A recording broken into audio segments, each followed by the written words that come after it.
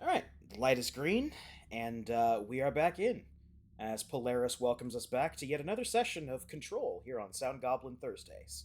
I'm, as always, your host, the Krampus. I'm Shiv. I'm Hunter Green, And I'm Vincent. and audio is good. Excellent. All right.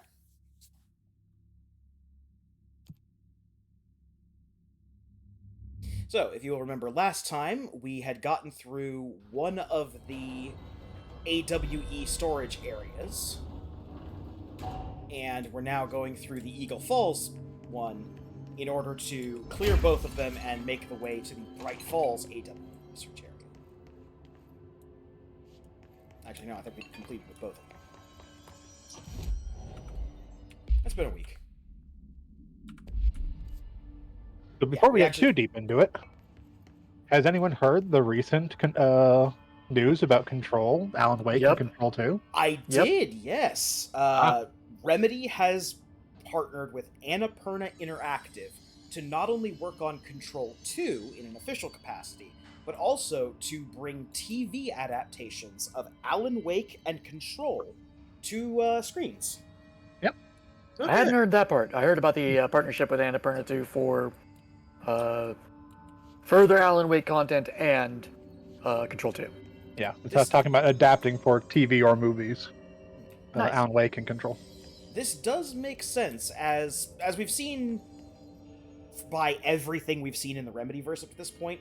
Remedy would really like to make a TV show. They like Yeah. the interactive part. They don't want to get completely away from that. But adapting one of their existing properties would be like a dream gig for Sam Lake. And you can very clearly see that with both Control and much more clearly when we get into Alan Wake 2. There's a lot of TV-style cinematic touches that you don't usually see in video games.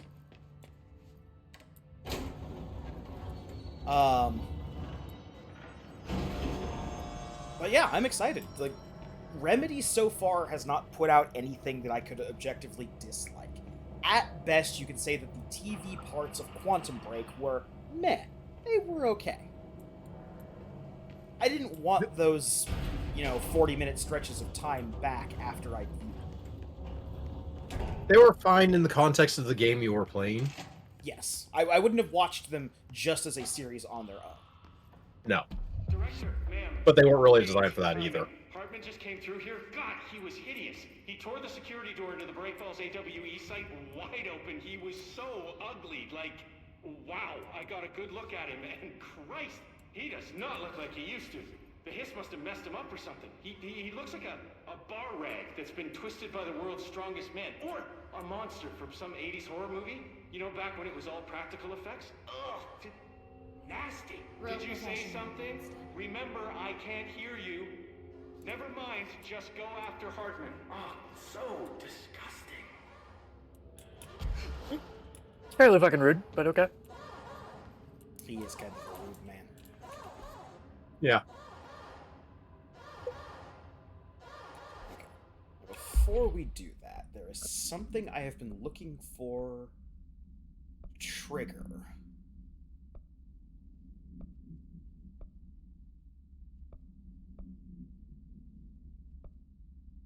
Huh, it may not show up until afterwards. I've written, rewritten. The darkness wants to hide the past and make me lose my way. I trust what I read on these pages. I wrote them for a reason. Cut through the reality, tear it apart, and rewrite it. They are drawn to the mystery. We're drawn to the mystery. If you insist.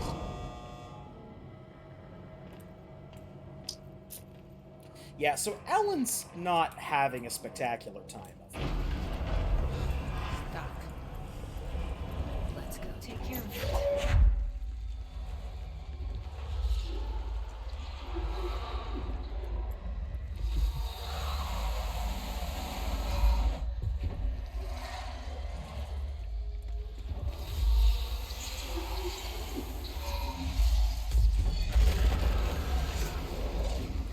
Oh god. Like,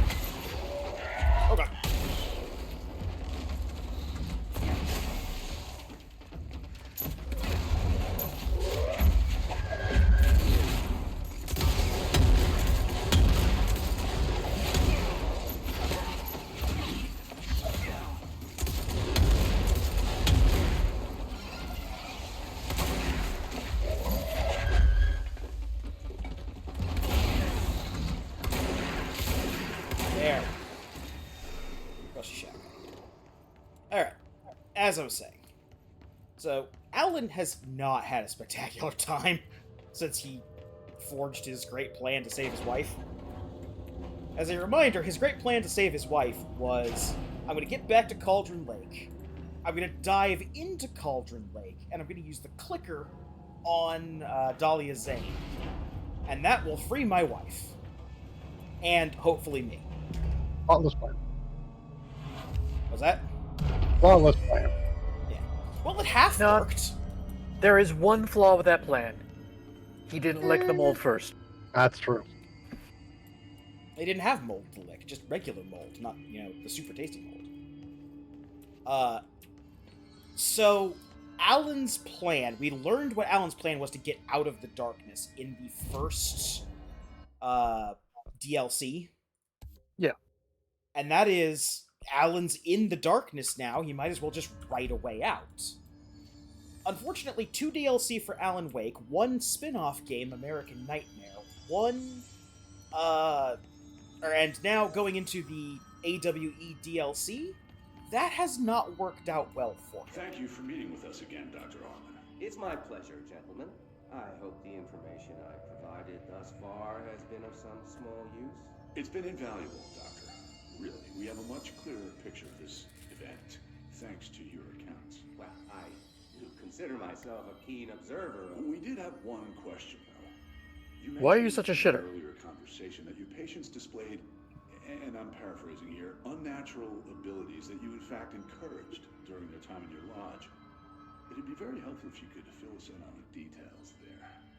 Of course. Like yourselves, I work to understand and even bend the rules of our earthly paradigm. My patient's well-being was paramount, of course, but I would hardly be a man of science if I did not reach out at the underlying truth.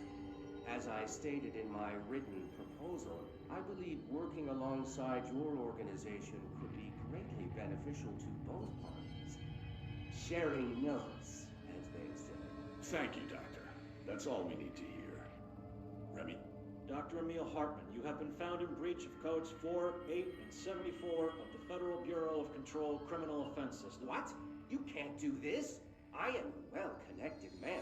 You're making a dire mistake, my friend. You will be detained until further notice and all personal property will be confiscated, including the Cauldron Lake Lodge. That's preposterous. You can't just seize my property. I'm a United States citizen. I have rights. That lodge is my life's work. I'm offering you years of research. Get him out of here. You're making a mistake. You have to listen to me. You have to listen. Hey, Hartman, have you ever heard of the Federal Bureau of Control before this day? No? What makes you think anyone else has?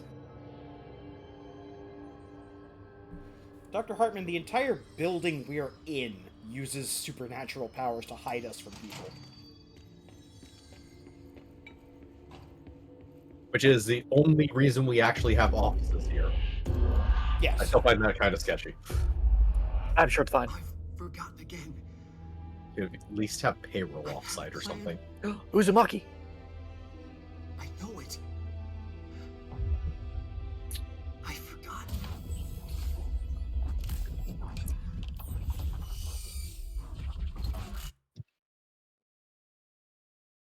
Huh. Sorry. Hit the button on accident. For a minute, I thought your anus puckered a bit after I mentioned Uzumaki. No. That would be understandable. I do live in constant fear of the spirals, but... Holes made for me. He's coming. I've got to get out of here. Dive deep.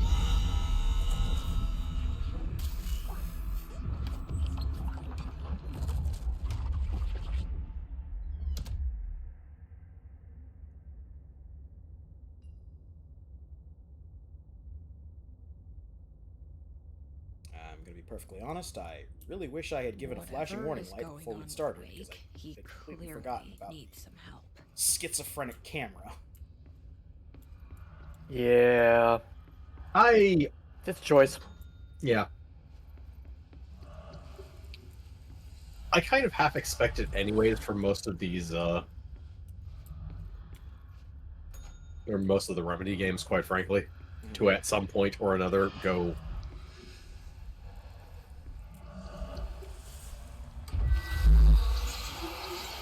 Oh, that's helpful. Yeah.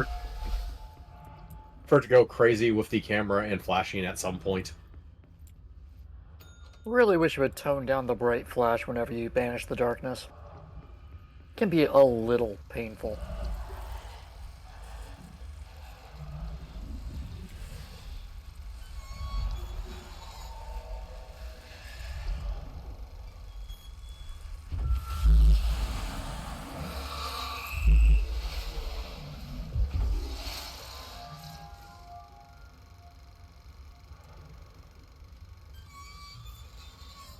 And now to blind everybody who walks by this room.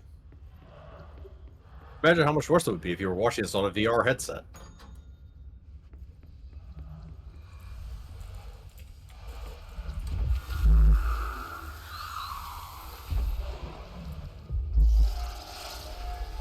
Behold the darkness, defeated by a death lamp.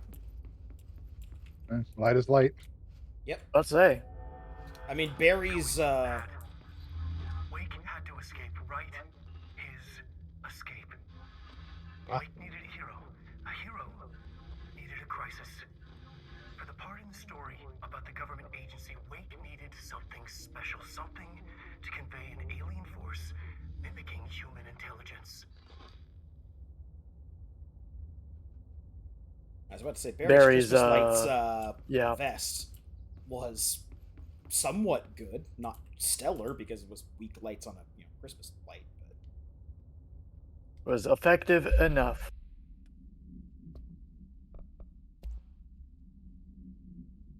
And there's an interesting implication that Alan Wright wrote the Hiss into existence. The story needed many beginnings, many springs. Streams. I mean, there's potential a flood, layabouts that and then an maybe ocean. the entire Bureau of Control exists because Alan Wake wrote it into Wake used the existence. materials he had, That makes the sense. he had, the people, the places. Every person, place, and thing exists because Alan Wake wrote them into existence. His wife, the psychiatrist. He's just so irresponsible with his power. These connections, like magnets, move things. Alice was a conduit. She'd been in the dark place. Like, and then you have to ask questions like, does Jesse exist because Alan Wake needed someone to save him? Went berserk. Broke How loose. far does the power go? Wake made sure Alice was already gone by then. Safe.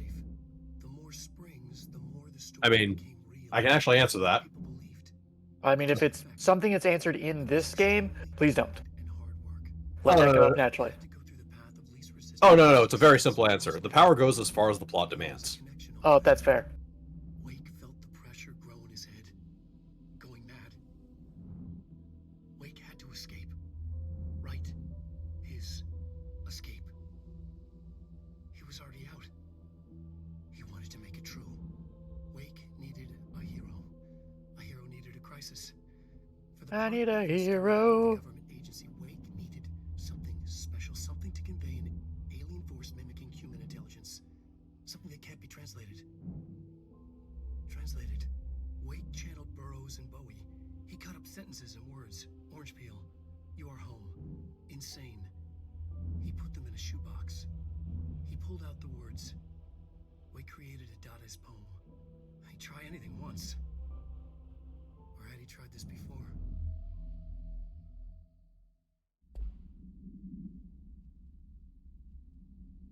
So what you're saying is Spider Time. Spider Time. Spider Yeah, Spider Time. Time came from a different place than the Dadaist poem did.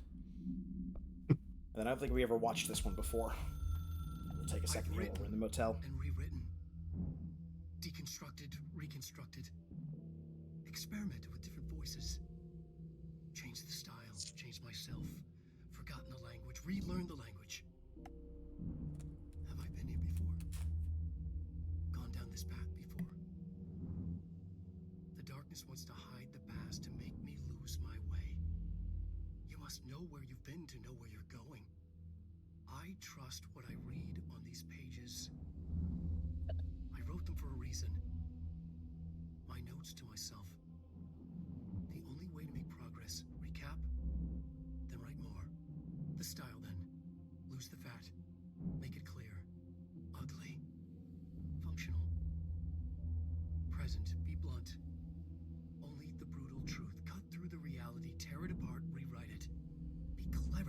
do the work, form the image in their minds, they make it, you just imply. Incept. They're drawn to the mystery, obsessed. You set it up, they put it together. Their interpretation, and there's only one because you give them no choice. And they believe in it. Because it's theirs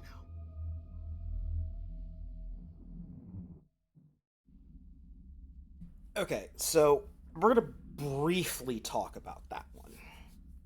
Because for the first time since Alan Wake, we actually have kind of a concrete image of how the darkness and Alan Wake interact. So basically it works like those writing exercises where somebody writes something and then somebody else gets to continue the story. Wake writes something in the dark place he's in, and where the dark place is varies depending on where in the Remedy timeline we currently are. Not because he's moving, but because the idea of where he is changes a couple times before we get to Alan Wake 2. So, essentially, Alan will write something, and he'll try to make something happen, and he's got the ability to affect the real world to a degree. But after he writes something, the darkness gets to respond to it, or to take what he's written and do something with it. The third video that we watch here, on writing the manuscript, basically lays out the only real tactic that Wake has at this point. And that is, if he writes something super specific, the darkness knows exactly what he's put into being, and can either use that against him, or build something, anything it wants to counteract it. If he writes very loosely, if he writes just the bare bones of what he needs to form the image in the, and I'm heavy air quoting here, the reader's head, the reader chooses what to do with that information, and the darkness can't play off it as well. We've seen him fail to write a manuscript, or we've seen him write a manuscript, but that manuscript failed to get him out twice. Once in Alan Wake, when he wrote The Return, and I forget if it's The Return or if it's something else, but there's a book in Alan Wake that he wrote while under the influence of the Dark World. And the second time was in American Nightmare, when he was writing about, or when he was dealing with the fallout of that and dealing with Scratch,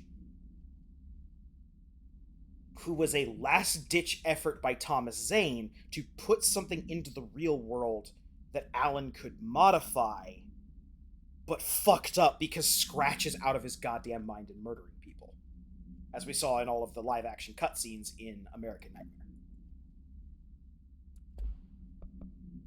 So, we're going to see a lot of that get codified in Alan Wake 2, but it's clear even here in AWE that they were trying to make some type of rule for how Alan's writing power works and why he hasn't just written, and then Alan turned around and there was a door and he walked out of the dark place.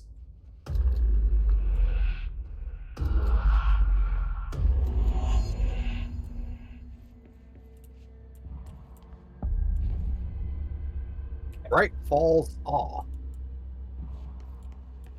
Yep. Another replica. Like the one they... This is Director Faden. Send a ranger to my position. Nice to see a director out in the field. Sir, how long have you been waiting in that closet? Also, could you have brought a flashlight? Seriously. That probably would actually be more effective. I have flashlight. Batteries are dead. I've been here a while.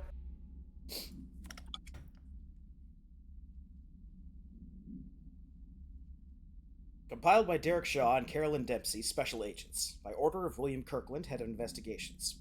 After reaching out to the Bureau, Alice Wake was brought to the oldest house for an interview on Redacted 2017. See file Redacted for the full transcript. The interview conducted by Agents Shaw and Dempsey revealed that Miss Wake had a recurring nightly visitations from her missing ex-husband in her New York apartment. Address redacted. Mr. Wake appears out of nowhere and rushes at her down the corridor. According to her impression, he appears, quote, crazy and horrifying, clearly coming at her with, quote, violent intent, unquote. Miss Wake believes that he is haunting her, insisting he is not Alan, but a fucking monster in his body. Miss Wake has not been sleeping out of fear of these visits. Her attempts to keep the lights on through the night result in the relevant hallway's light bulb breaking every night, possibly indicating involvement of the redacted. Further investigation required.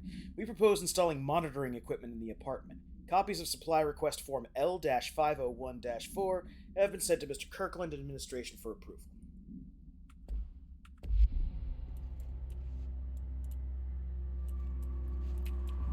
So yeah, in addition to trying to get himself out, Alan has been doing his damnedest to keep Scratch away from Alice. With varying degrees of success.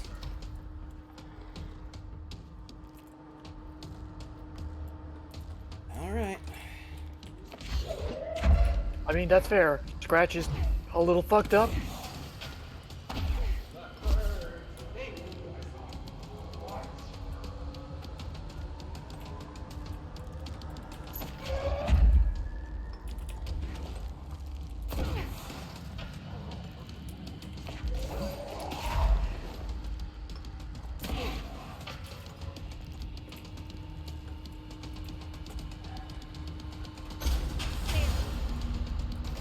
Okay. He's got nowhere to run to. Now it is time, finally, defeat Dr. Hartman.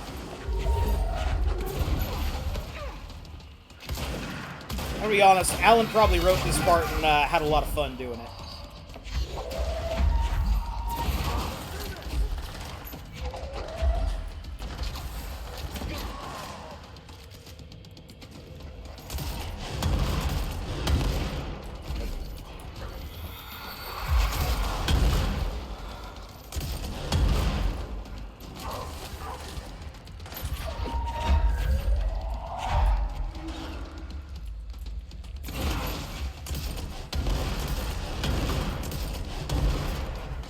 Hartman isn't too bad, as long as you keep in mind he still has his screwed up teleport.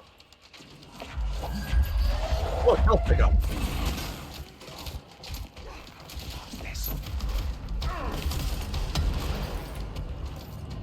Bitch! I have broken your light.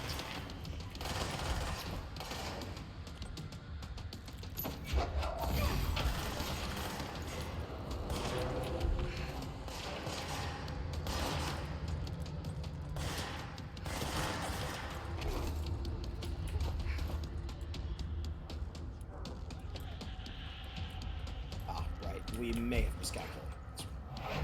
Huh. Raw, You indeed. don't get energy back outside the dark. Or in the dark. I gotta stand under the light and get my power back. Just like Now real life. I-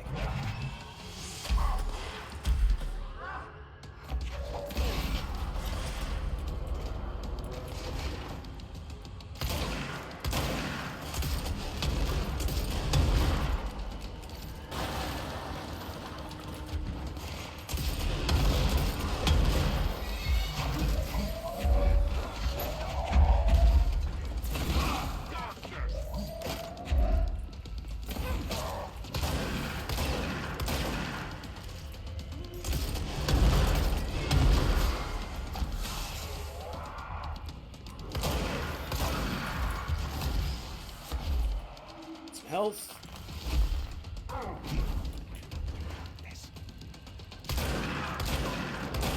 And he's gonna do it again. Yep. So this is what makes this fight really annoying.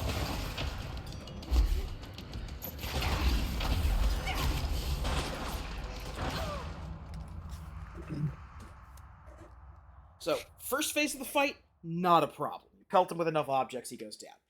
Then he gets the darkness shield and everything changes. So we need to do a little bit of loadout juggling here, because I forgot about this particular problem.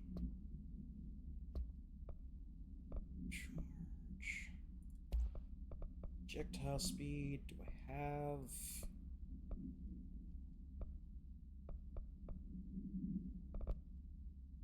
No.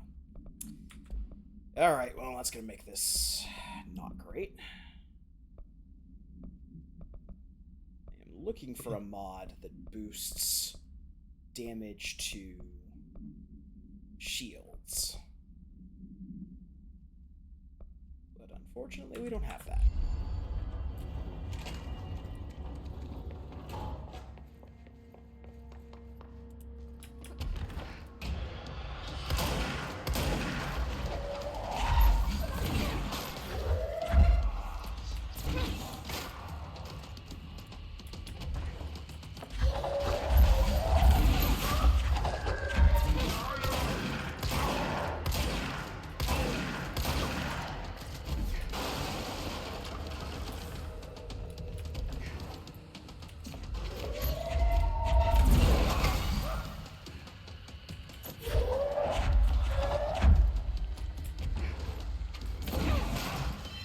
Oh, duck.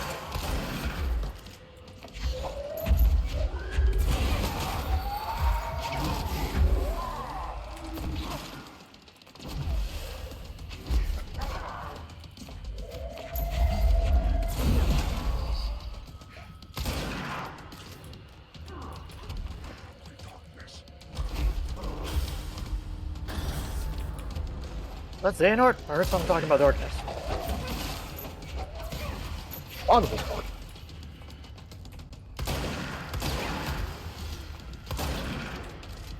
Come on. He threw something at me. You probably Was had it a shoe? You know, Hartman does seem like the kind of guy who'd throw a shoe at you. Yep. Yeah.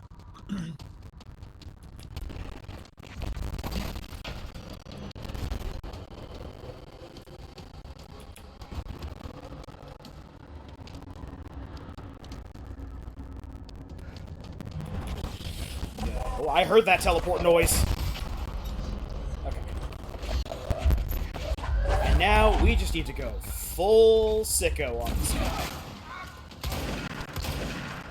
I'd say you never go full sicko, but sometimes you go full sicko.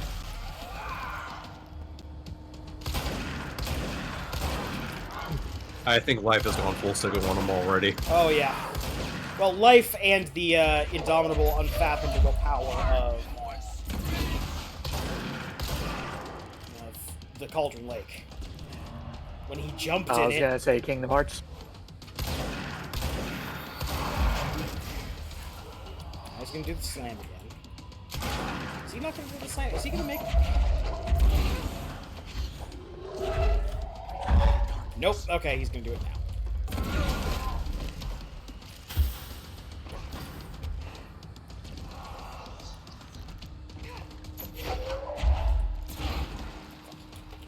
Okay, now we need to be quick.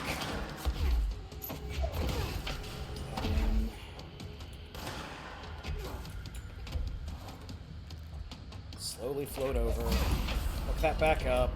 Okay, he only recovered a quarter of his health. Hey, Hartman, you can have him back. Oh, I got hit by the Hartman spray. And his juice is all over you. Some people have to pay extra for that.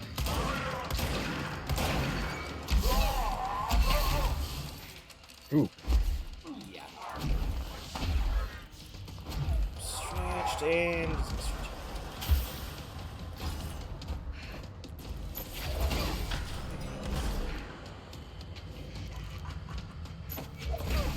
There we go. And those guys.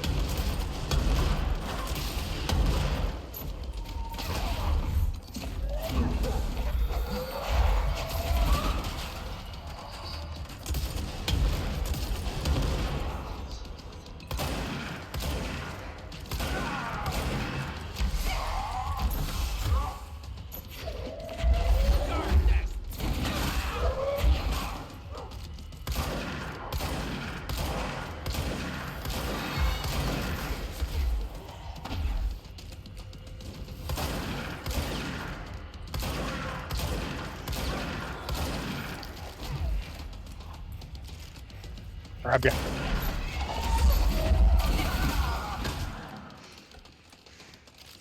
Come on.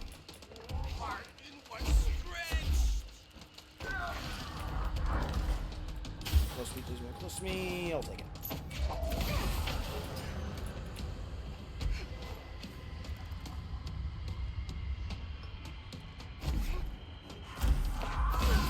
There we go.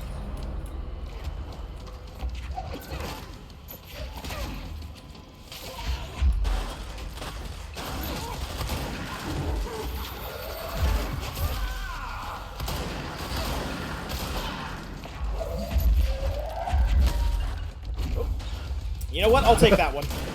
I shouldn't, but I'll take that one.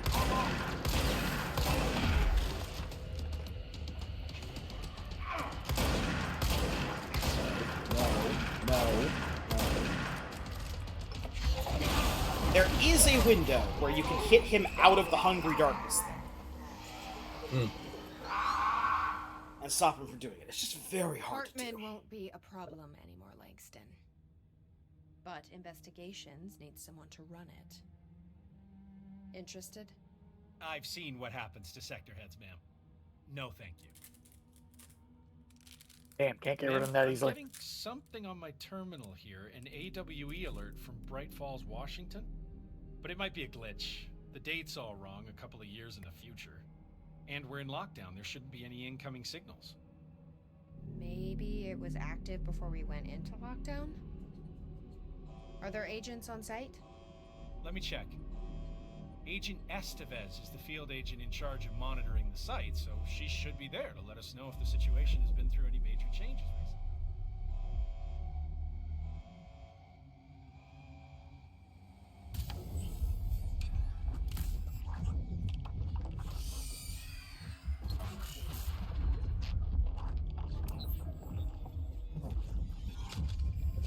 Things set in motion. If the alarm's true, then so is the reason for the alarm. The effect must follow the cause. It's happening again. A return.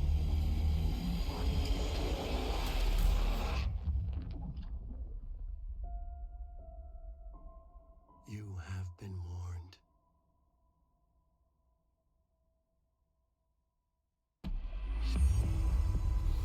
All right. And with that, that is the main story of AWE done. We still have some cleanup to do, but that's it. We defeated Hartman, and we learned that there's another Altered World event going on in Bright Falls. This must be where they studied Hartman. Kinda looks like Dylan's cell. I wonder if they treated him as badly. We're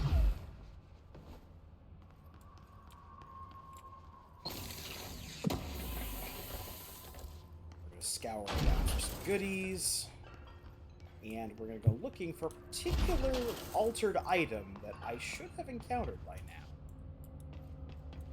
I'm not sure it doesn't trigger after Hartman is defeated.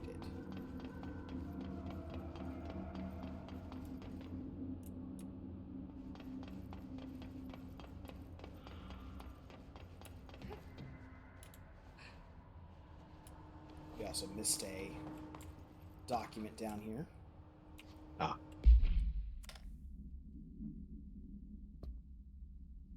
Bright Falls, AWE-10. Event summary. An unconfirmed threshold manifestation occurred at Cauldron Lake, Washington. Citizens of Bright Falls had gathered in the town's southwestern fields for the annual festival known as Deerfest. Eyewitnesses all claimed that the day had been sunny, confirmed by reviews of the area's weather reports. But then, with no warning, a thunderstorm appeared in the direction of the Anderson farm, and a tornado rose from Cauldron Lake. The torrential rain that followed it caused a flash flood. It was as if the day had turned to night. Testimony from Redacted. Frank Breaker, sheriff of Bright Falls, formerly a bureau agent, see employee file Redacted, managed to guide the crowd to safety as the festival grounds were destroyed by the flood. The festival was cancelled, ending one day early. Lack of official bureau presence on the scene makes this event difficult to report, as a confirmed AWE. The similarity to other known events in the Bright Falls area lend credence to the accounts of townspeople. That was back in 1976. That was most likely the events, or one of the events, that the Anderson brothers caused with their music. since they had a stage and everything set up at their farm. They rocked out so hard that Cauldron Lake heard it. A couple more pieces of paper. Yep. The all-important pieces of paper. Wake evidence. Admission of evidence, evidence ID 12231-C. A photograph of Alan Wake, captured by Alice Wake during an event in her home. Background. Alice Wake, former wife of Alan Wake, see AWE-35 for details, has recently been visited at night by her ex-husband, or entity resembling him. See file redacted for more. Being a professional photographer, Mrs. Wake positioned cameras with motion sensors around the corridor he appears in and managed to capture an image of Mr. Wake on film. Additional information. During an interview with Miss Wake, she mentioned that her favorite camera, a redacted model, was lost in 2010 during AWE-35. No match has been found among the confiscated evidence from AWE-35. It has been filed as a potential altered item, and research staff stationed at Bright Falls are being contacted to check if they have any knowledge of such an item.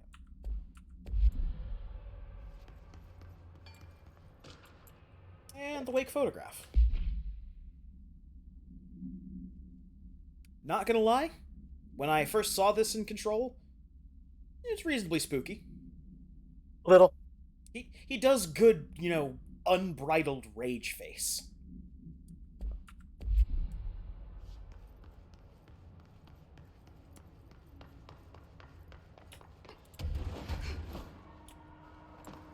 These are the notes of Dr. Emil Hartman. I am continuing my work alone again, since certain parties were too blind to recognize a golden opportunity. Despite my generous offers, the conversations came to naught. Some people simply do not value collaboration as I do. Though I believe now that it was for the best. The sort of bold, pioneering work that I am undertaking cannot thrive under the shackles of bureaucracy and regulation. I have a history of seeking such partnerships. There was a time... Translation, I'm not owned. I'm not owned. Together we could have produced art such that the world has never seen. But Wake was stubborn, egotistical. Writers usually are. Disappointing nonetheless. But now, like Tom before him, Wake has disappeared into Cauldron Lake. And this is where my work turns hypothetical. Since he was lost to the lake, Thomas Zane has been observed by various townspeople. This indicates to me that the individuals within the lake are not entirely gone. I anticipate Wake will similarly return one day. While I may harbor some resentment for the man, his raw talent and determination are undeniable. From this, I have concluded that the lake and the dark place within it are not as removed from this world as I previously thought. Given my acute awareness of what awaits within, my meticulous preparations, and my considerable education, I believe myself much more prepared than either Tom or Wake. I should be able to cross into that dark realm with the chance to return as they have. All that remains is the dive itself. It frightens me, I admit, but such is the burden of the truth seeker. I will take my plunge into the dark tomorrow, with only the light of knowledge to guide me. It is time for a breakthrough. Until I return. Dumbass.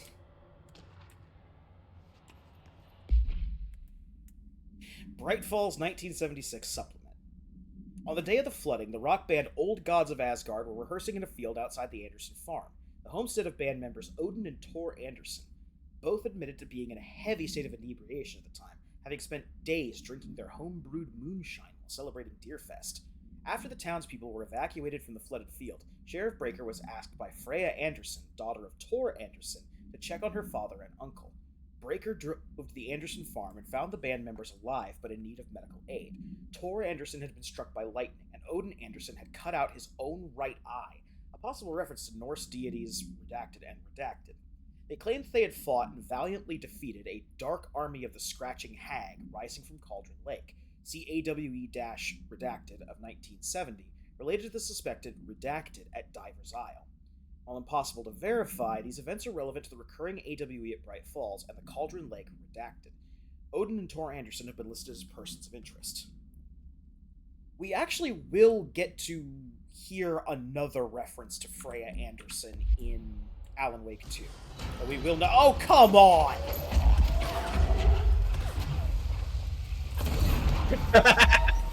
Was story time done? Was that?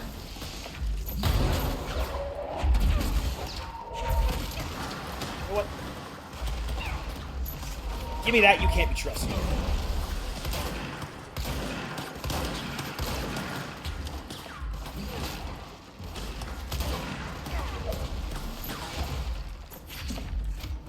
Come on, guys. Come on. Fucking A. Yep. Telekinesis wanted to grab onto 3 random things that never entered my field of view.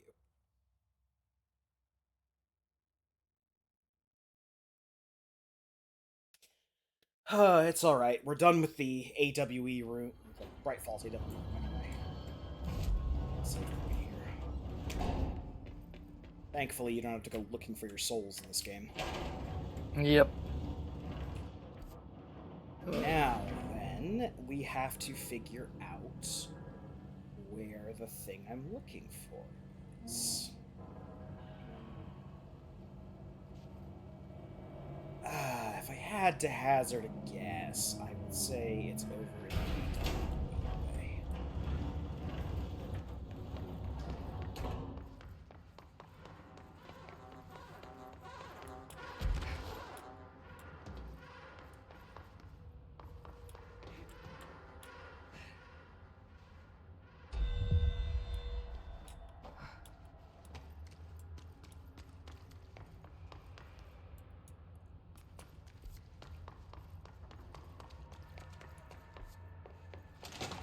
I've technically done this from the one I was just at? Yes.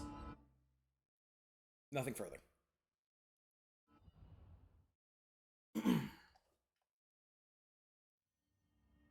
Okay. Come in here, we'll live to fight some guys.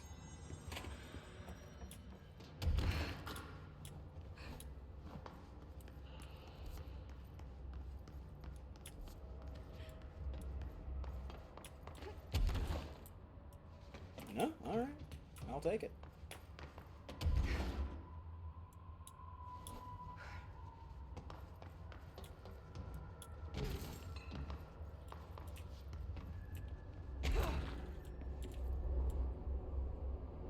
That's the Endless Void. Oh, hi guys. Sorry, I was looking at my map, didn't see you.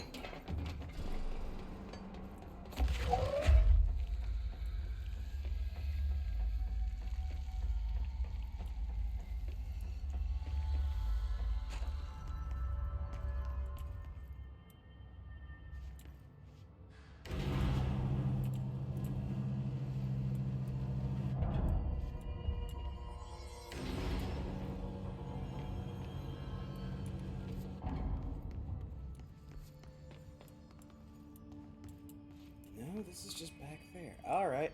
Give me a second, I'm gonna look this up. I'm not missing this. I just don't remember where it is.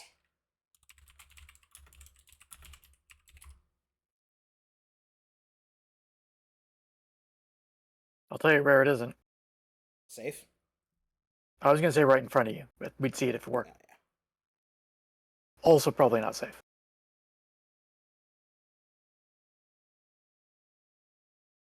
I'm sure it's fine. Oh, I'm sure it's fine. I'm pretty sure wherever it is isn't safe for us.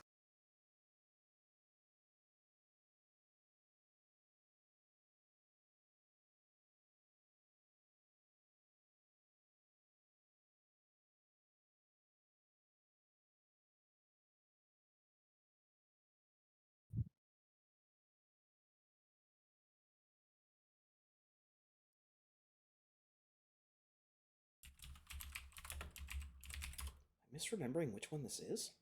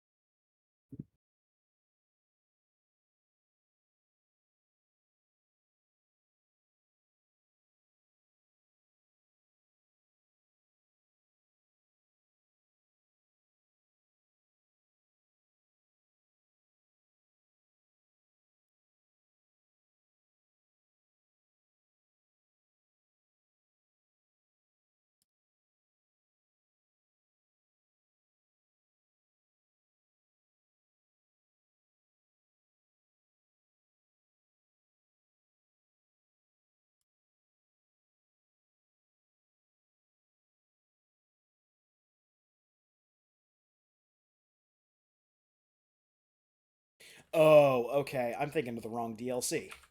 That's why we didn't find it. It's in the Foundation, That would make sense. not in AWE. Alright. Ah. In that case, we've just got a little bit of side quest stuff to clean up.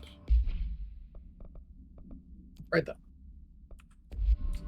Mostly, go and deal with some plants. So let's head back to...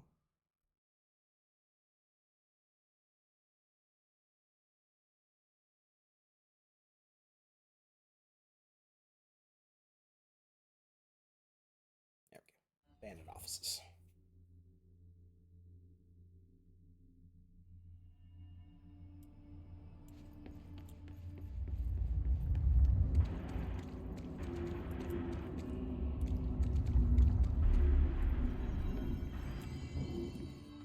Find one of those lights to grab. I think there's one over here. Yeah, of course you're here.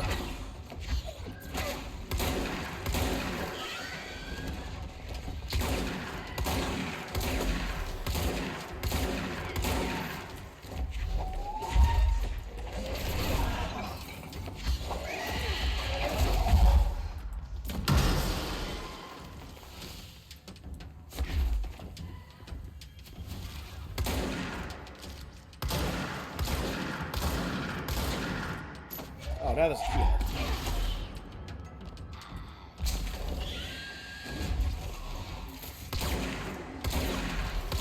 Oh, gotta find him first.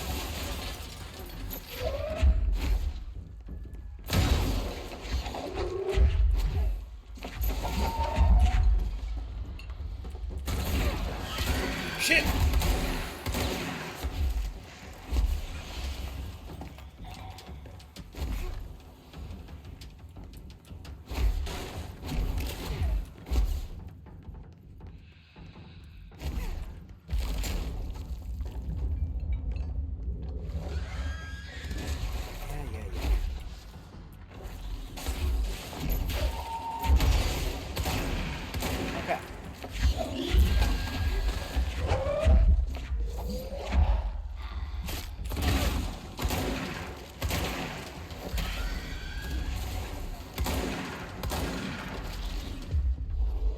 Solve this problem, make it a friend. Okay, now we're done with that. Not the chair. You're sure?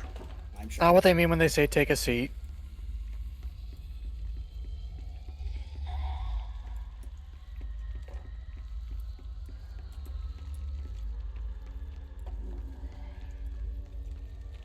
Now we've got to find the plants.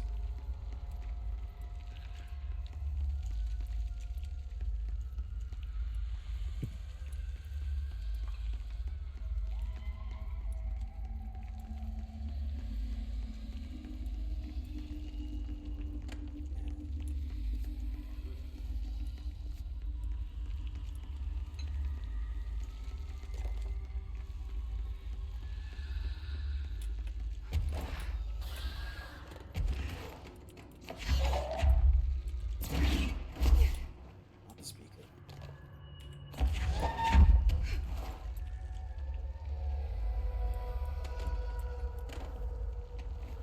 It's the other cube hallway.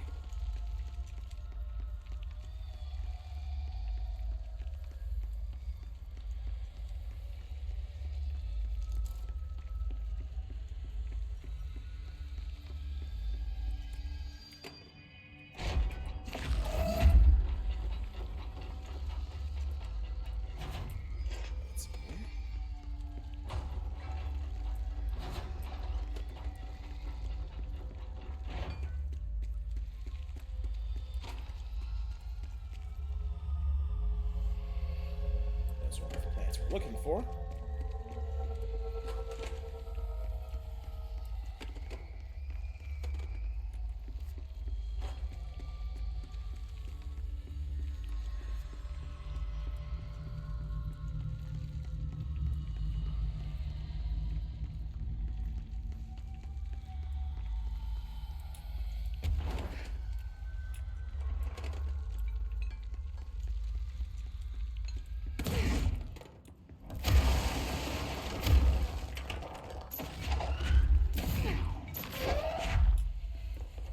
There it is. There you go. Doesn't that feel better?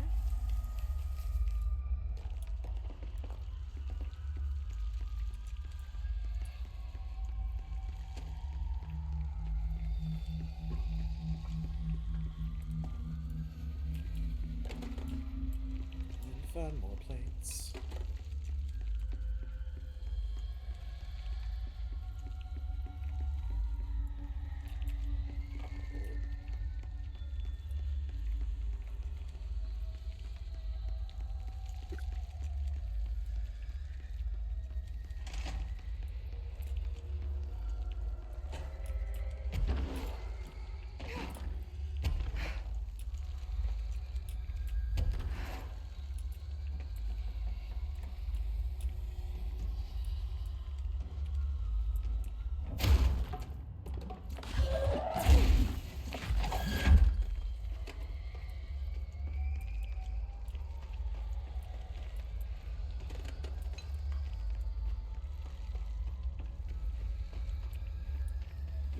Here.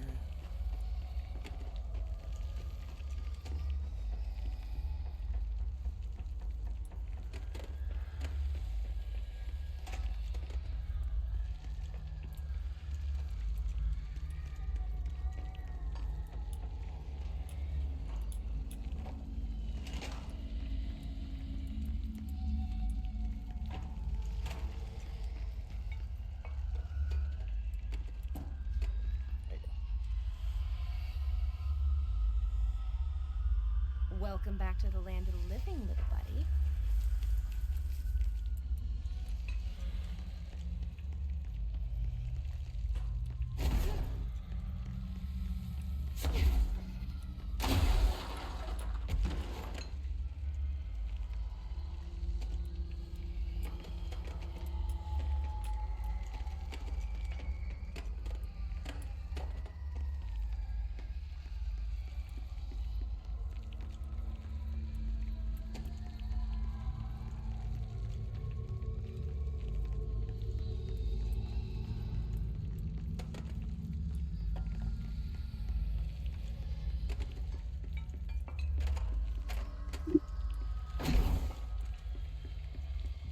Alright, now if someone could be generous, pull up a map of where these goddamn plants are. I mean, we could. This one is another fine mess. Yes, another fine mess. Specifically the one from, the AWE DLC.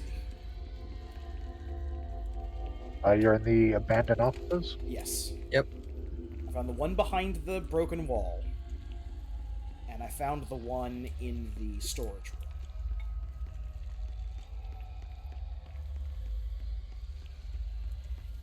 There's the one.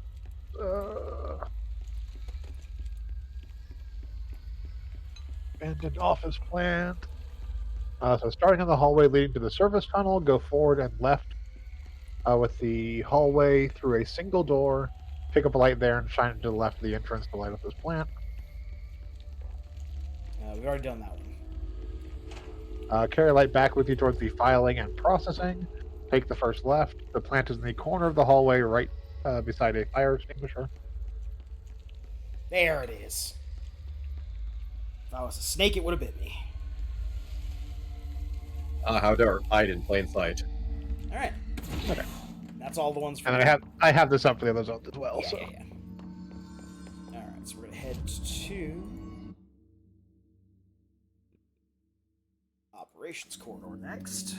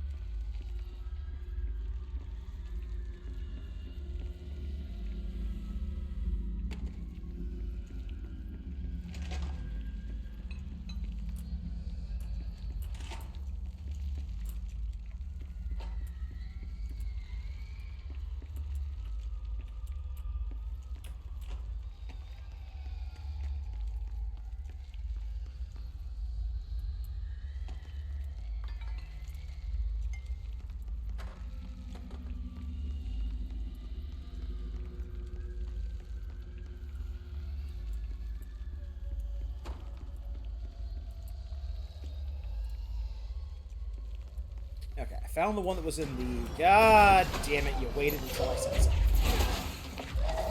something. Hold on, we got to fumigate.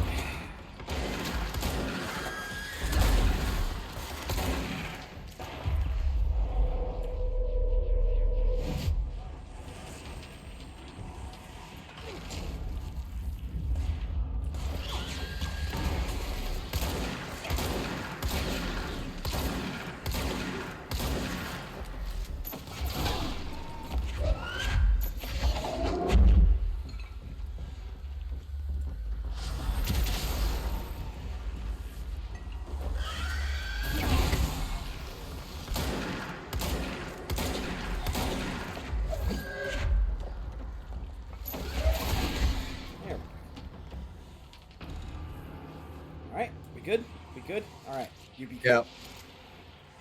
Yeah. Okay.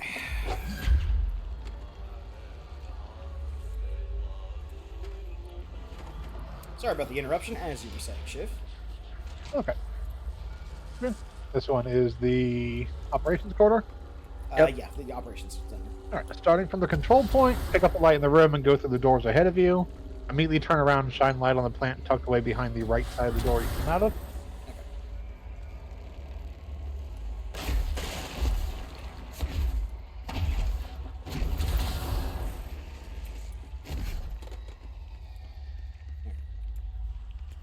So, got that one, I think.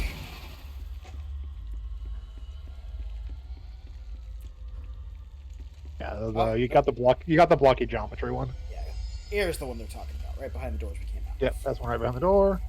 And the next plant is almost directly across from the first, just slightly to the left. That's the first, just like that. Oh, there we go. They made these nice and easy then. Yep. Alright. It's there. And finally, the AWE loading bay.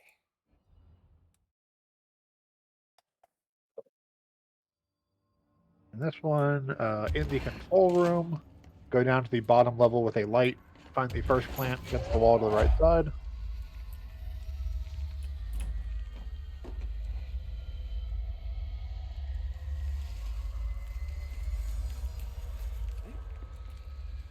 Head up the stairs all the way and through large doorway. The next plant will be on your left, 2 large storage shelves.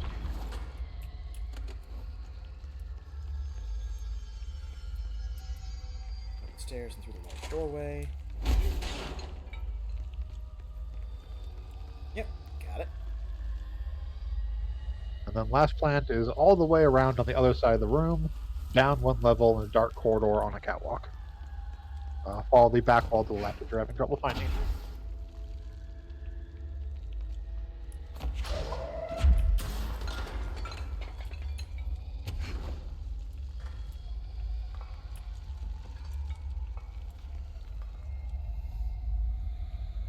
Here's some sunshine to brighten your day. It's artificial. Hey. How does that work? And that's the last one. Okay, and in exchange for that, we have been given another one of these unique upgrades.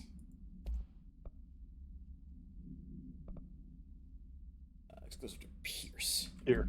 I should appoint someone to take care of these guys. So the Pierce one essentially eliminates reload or charge up time on the Pierce.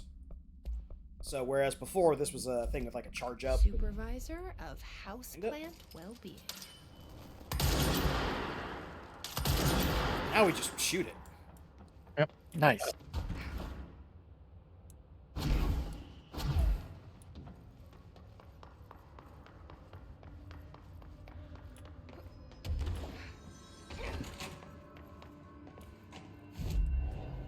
Okay. Speaking of Pierce, we can afford the second level of it.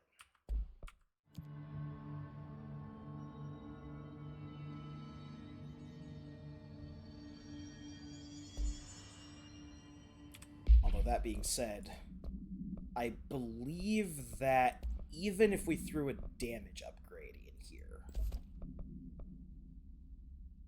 we're gonna try it out. Basically, once I got the grouping upgrade for the Shatter, I never really used anything else in the game during my first playthrough.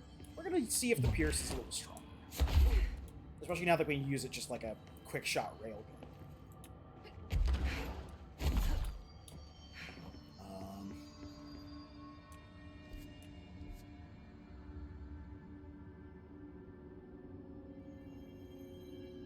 So I lost my train of thought. Missions. Okay. So before we continue on with the main story of the game, forgot about you. Forgot about the chain letter. And the spooky man.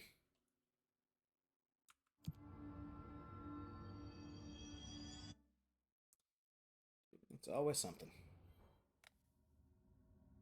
There's always something there to distract me.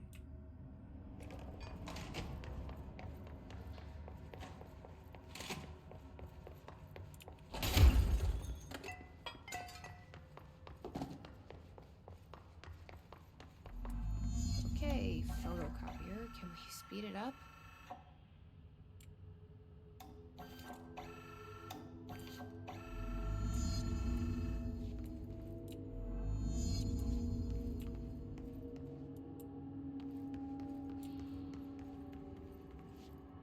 Okay.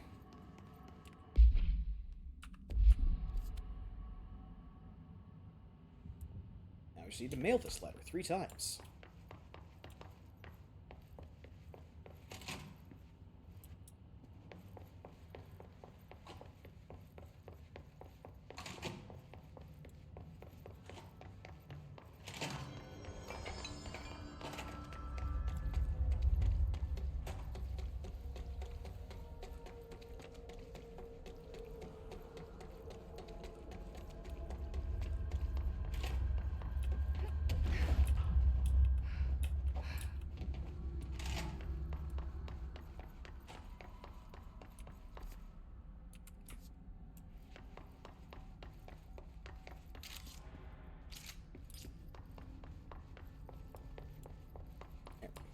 That's 1 cent.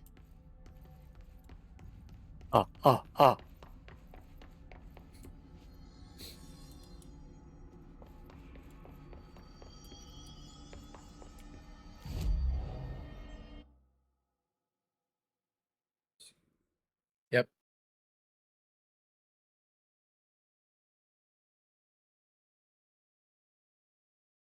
I think we're getting some frame drops. Uh-oh. A tiny bit. We dropped 66 frames. At least according to my readouts here.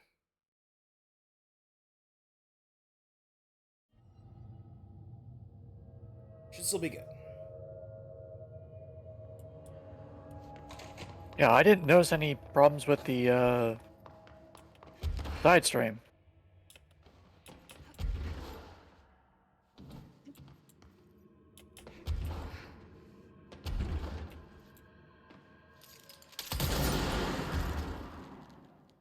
That was necessary. Oh, course. necessary.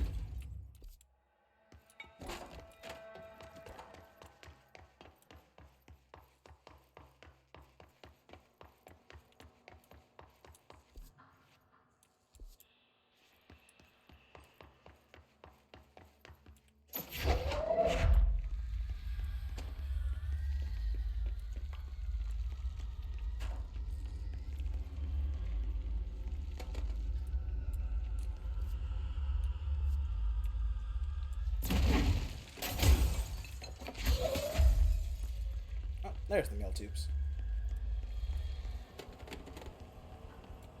2 down, 1 to go. What we need to do once we get back to normal around here, no more hiss, no more nothing, we need to order lamps that don't scream.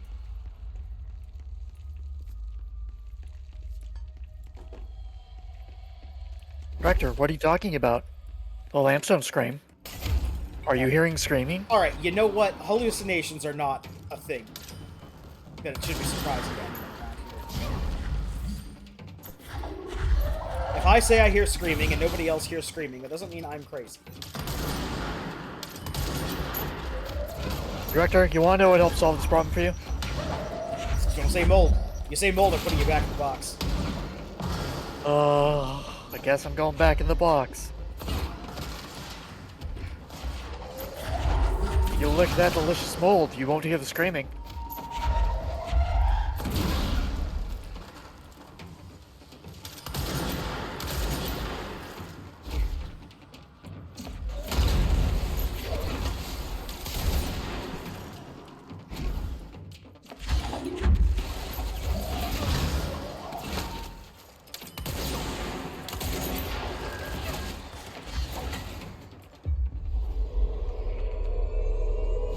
Now I have the guy with the minigun.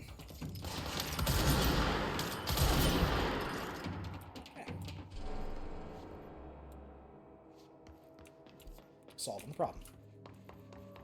Problem solved.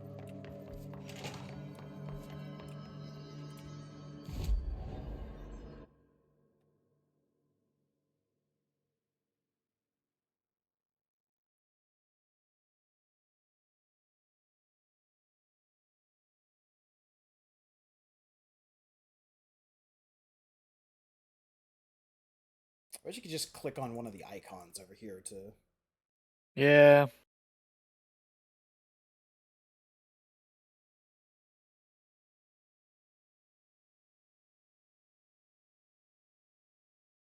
There we go.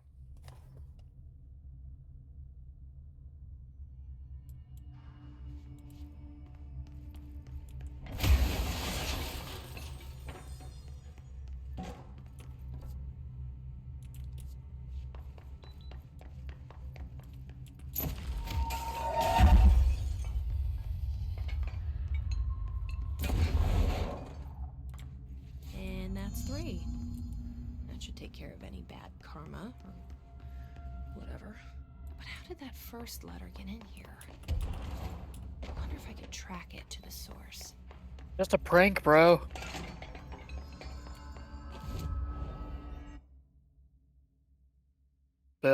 Bill in accounting got bored one day. It's okay. Look, Bill in accounting knows the risks. He wants to play a prank, he's going right into the box along with Mold Boy. I guess I should just follow the tube.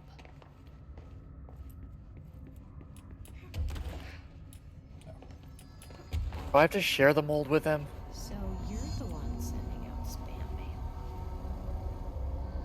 Well, good news. That takes care of it. There's no mold More to share. suspicious black. I was Ah! like, you shouldn't have Mold in there. Brought my mold with me. You only think you brought your mold with you. I did. It's right here. Uh-huh. Delicious. Sure, that is certainly mold. Certainly not a very cleverly disguised gelatin substitute. Shh! It doesn't work if he doesn't think it's Mold. I think you're lying to me. This is mold. It's new Mold. Alright, anyway. Just for that, I'm leaving the box and getting more mold. In non-Mold related news, Aww. the spin upgrade is just a generic weapon damage after kills plus 100%. It's pretty good. Nice. Shatter and spin together make a good combo.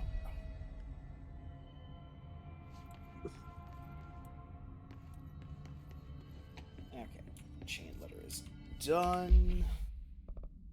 There's nothing else in here except for Shum. But we will come back to Shum later. While we're cleaning up side quests, let's go and get that final runaway item from Langston.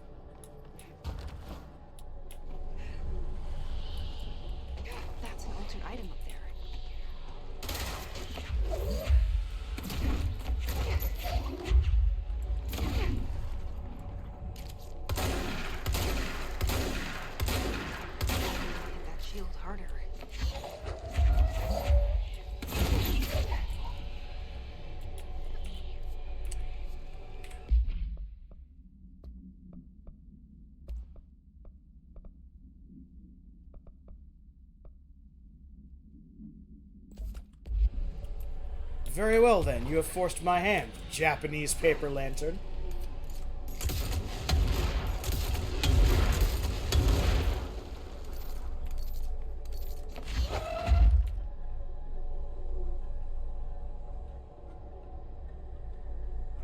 Wasn't so bad.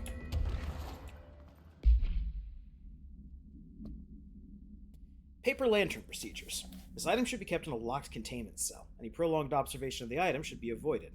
The item is a paper lantern known as a shoshin.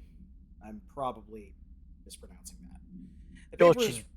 The paper is red with elegant black Japanese characters that translate to ramen. Item has an attractive effect that is both physical and psychological. Nearby objects gravitate towards the item with a minor force of redacted. More notable is its ability to attract sentient organisms with its rich red color and warm, comforting glow. They had a note about that earlier. They did, yes.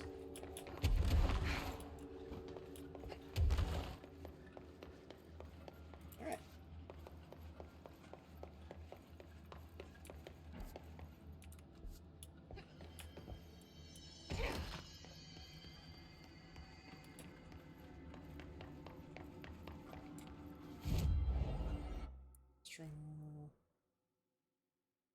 Back to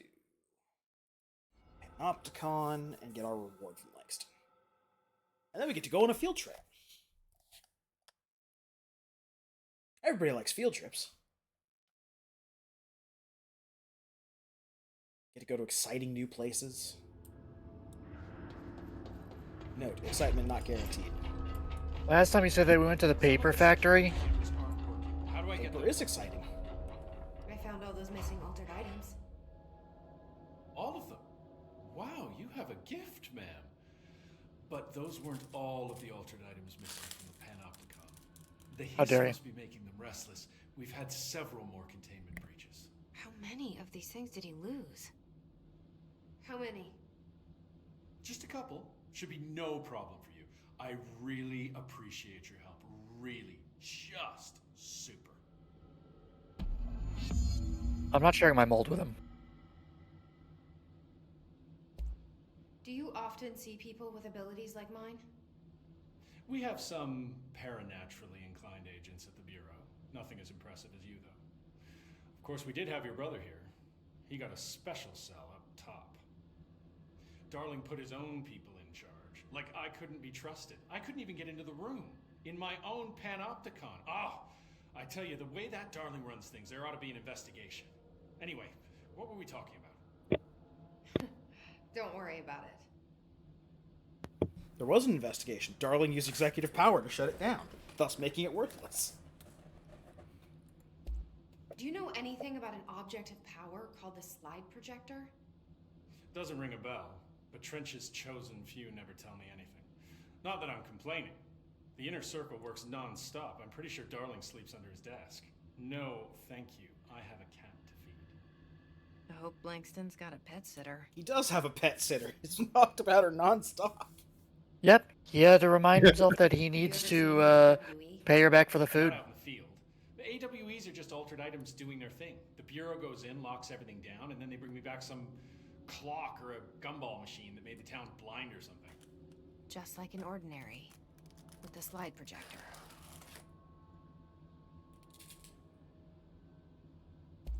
What do you think of Marshall? Marshall's nice enough. A little too special ops for me. Solves everything with a bullet. Respect and ritual will placate altered items better than any gun. How's that? Some people believe altered items are conduits to extra-dimensional forces which require ritualistic worship to be appeased.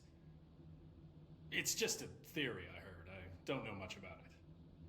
I feel like he's a few minutes away from a rant about elder gods and blood rites. Let me tell you about termites. I'll see you later, Langston. I'll be here, like always. Alright, so no reward just yet. We got a couple more things we need to find. Your reward is more work. Ain't That's that fair, always bro. the way? Yep.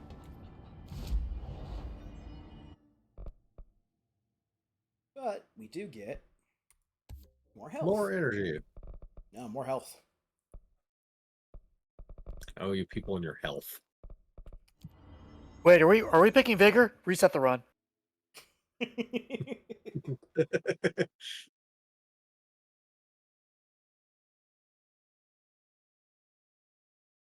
right.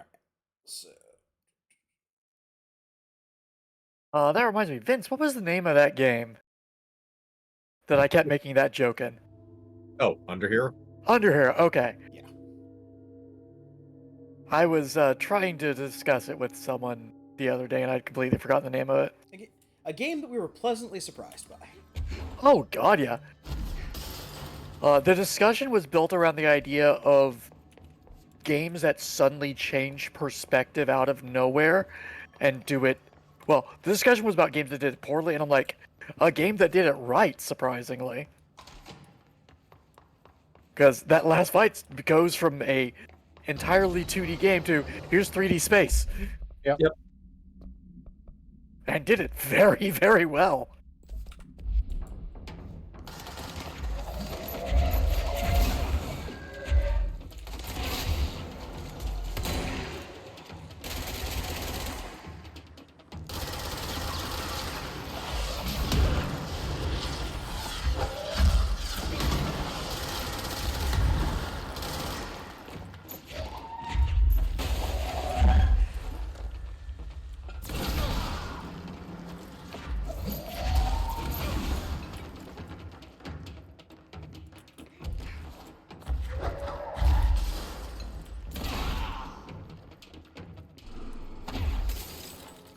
Okay.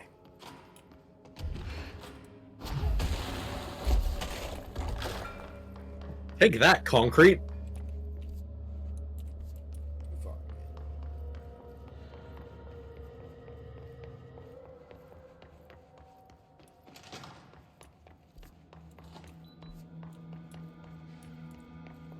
Look, this place is basically infinitely spawning concrete. We can take as Really? much as we want. Really low quality concrete, considering I think you can run into it headfirst and it breaks. Yeah, fair enough. Yeah, we're getting little flakes of it from the mail truck.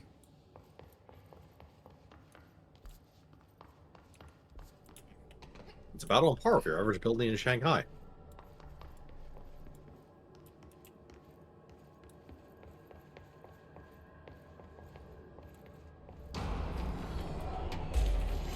Hi, guys.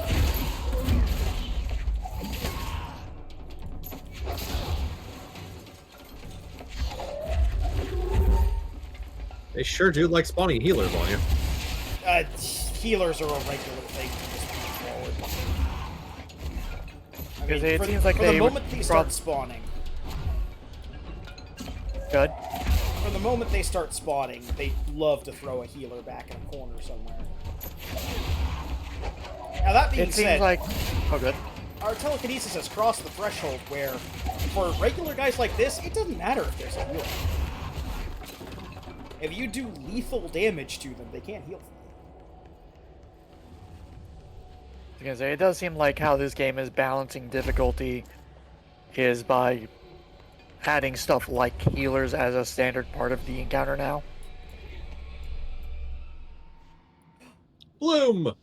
Mannequin. God, the only thing creepier than one mannequin is a few dozen of the damn things. Someone has played Silent Hill 3? I think 3 has the Room of Mannequins. I think Room of Mannequins is just like a common horror thing now. Generally.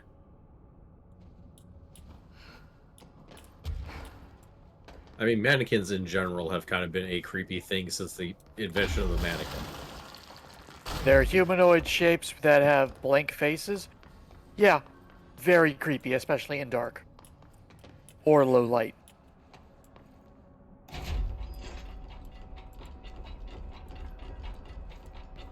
It's that common feeling that something is pretending to be human while watching you.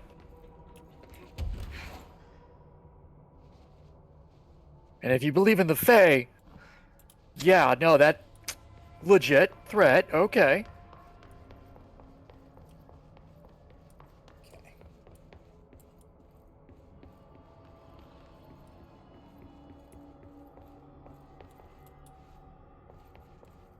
This box while we're here.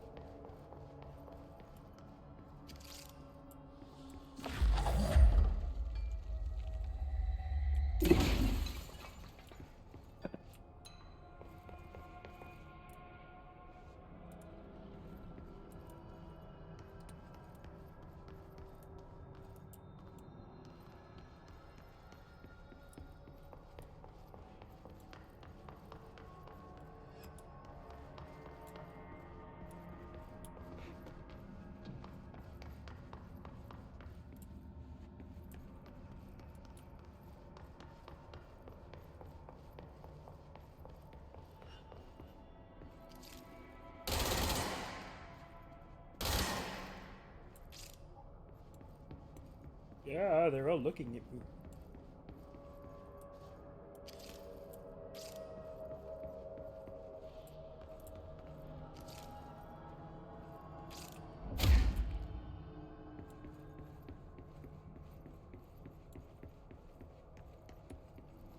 Problem is, I do not remember how to tell the real mannequin apart from the fakes.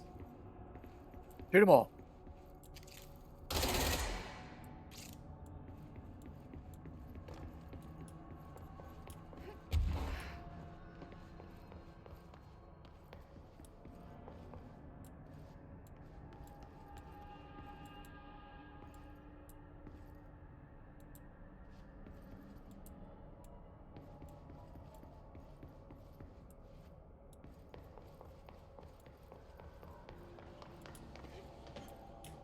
Here?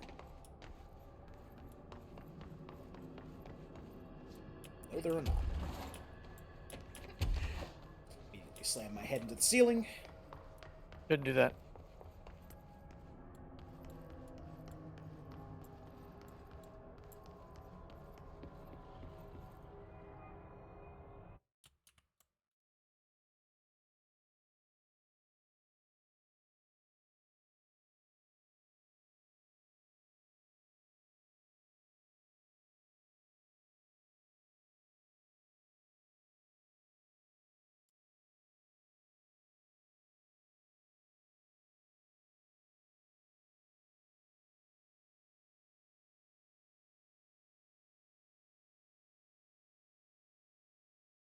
Looking something up? Looking something up, see if I can figure out.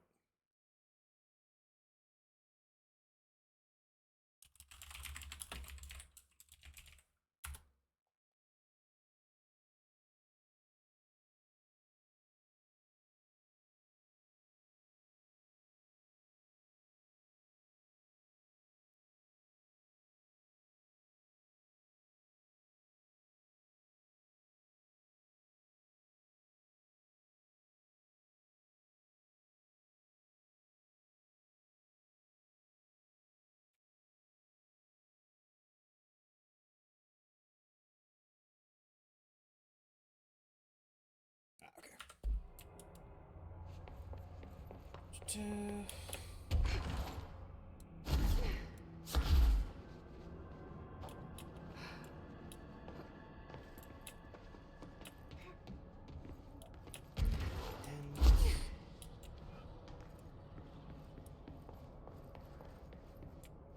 There we go.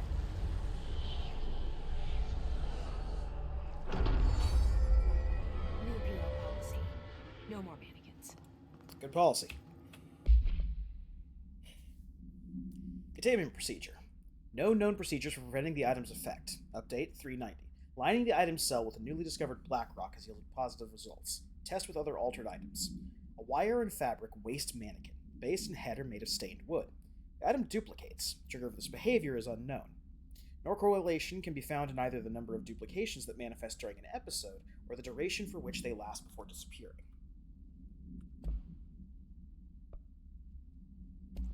Also, we did pick up...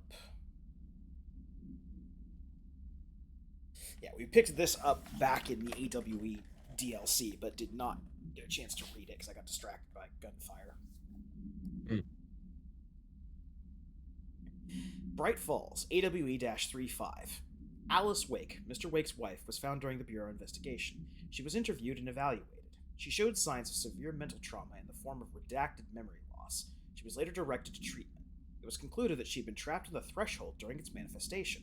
Notable individuals still missing after the Bright Falls event are FBI Special Agent Robert Nightingale and Dr. Emil Hartman, referred to the Creator's Dilemma and the file regarding Calton Lake Lodge.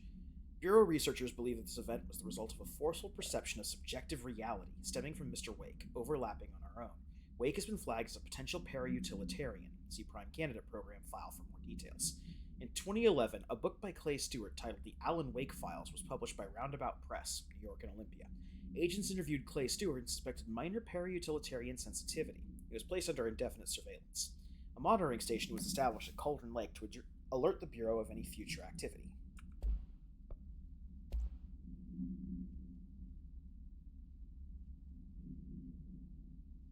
And, we got a postcard. Audie's on vacation. Hey! He's in Watery, Washington. Coincidentally, Watery, Washington is very, very close. Less than an hour's drive to Bright Falls. We will actually go to Watery in Alan Wake 2. Ah.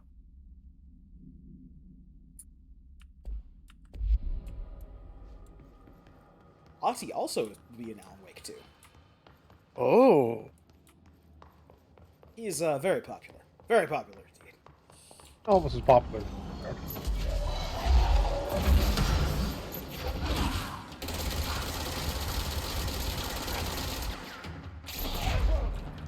He slammed his head down on the ground.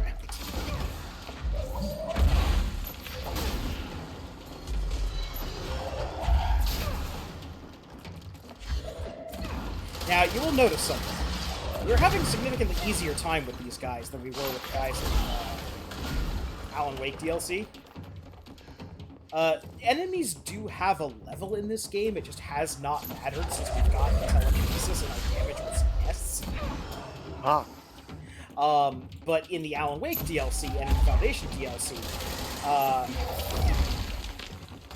the enemy levels are jacked up, so they have more health.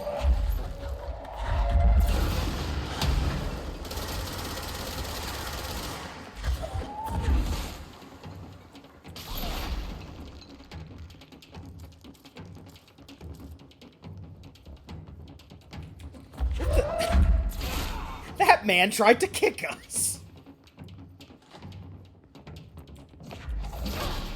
See, your friend was lining up a shot. You tried for a, sidekick? To be fair, I doubt you would have seen that coming. Would you have expected it? You know, I'll give him partial credit for it. Alright. Let's go ahead.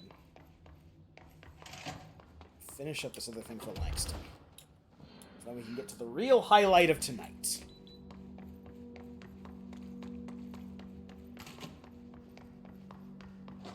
Because it's time for probably the one thing everyone remembers from Control. Apart from Ozzy.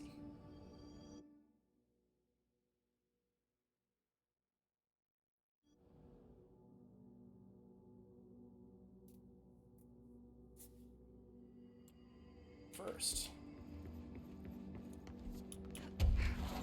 gotta find a flamingo. Not a flamigo. I was about to say. Amigo. This is certainly not an amigo.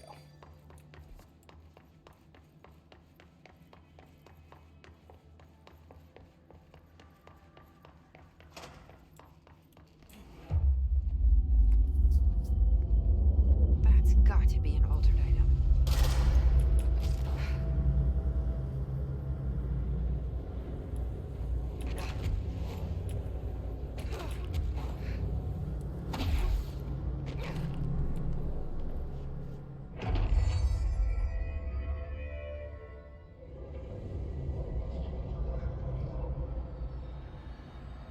Oh, by the way, who's ready for another fight? Oh, that was quick. And he is much closer this time.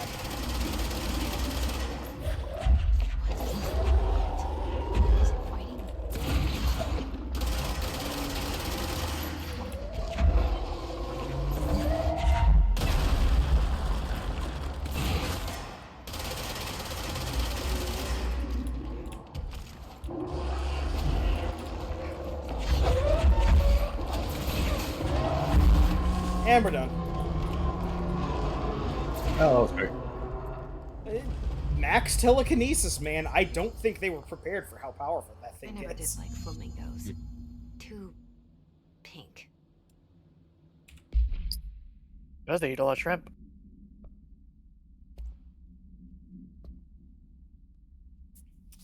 Or they eat, it's because of something they eat. Containment procedure. No unique procedure required. Altered status is suspected but unverified. A pink plastic flamingo lawn ornament. 2 steel prongs extend from its underside. The item is suspected to influence atmospheric physics, altering meteorological phenomenon in the area. This effect is currently unconfirmed. New altered effect has been observed. See file A146.D for details. We actually heard about this one before. This was one of the crank calls into the radio station about a pink lawn flamingo that caused a weather change.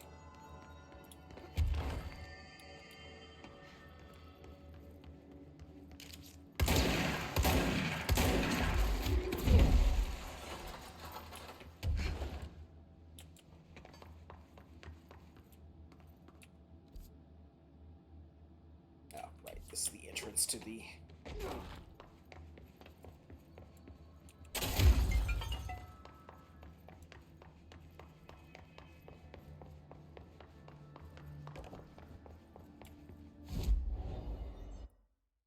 Alright, so now we need to take a side trip.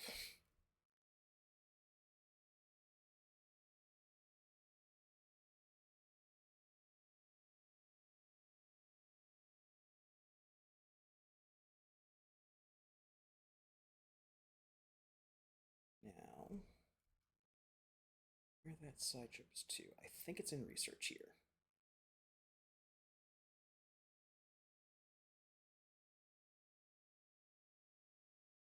Go to Central Research.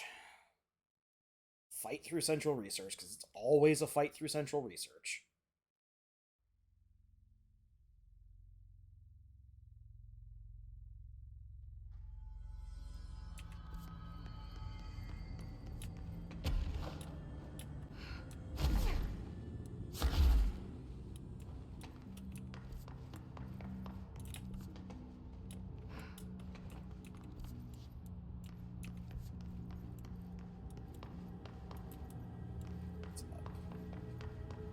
Unfortunately, it's up.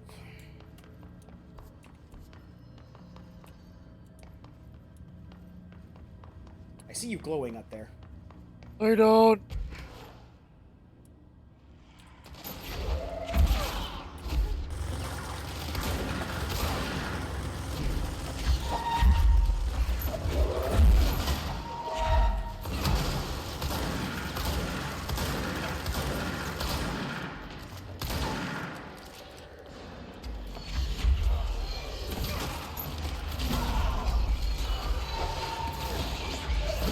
I will not run out of bricks.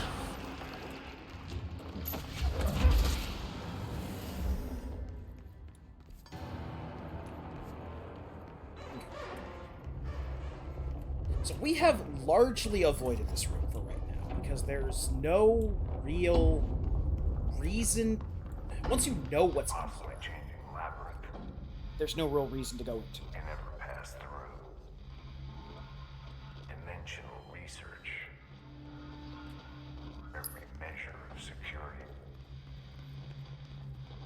Oh, Trench is definitely trying to tell us something. He is. We're actually going to take a quick pop in here before we listen to Trench's message, just to show off what this whole place is about.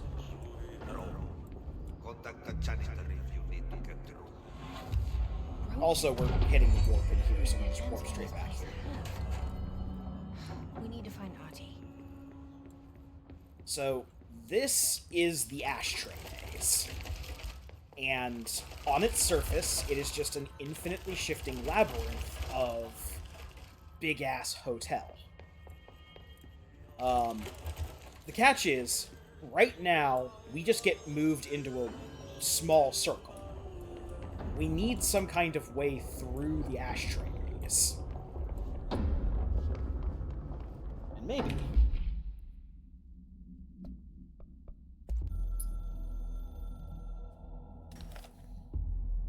I'm averse to using objects of power. I don't want to lean on things I ultimately can't trust. But the ashtray and the cigarette, smoking there forever, have their uses.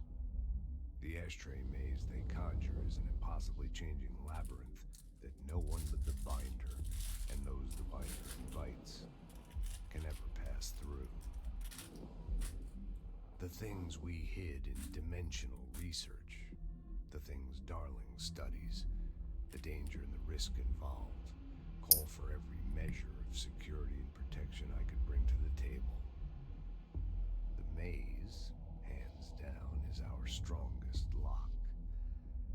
I gave Darling and his chosen crew license to pass through the maze. Lately, I've started to think I should revoke that license.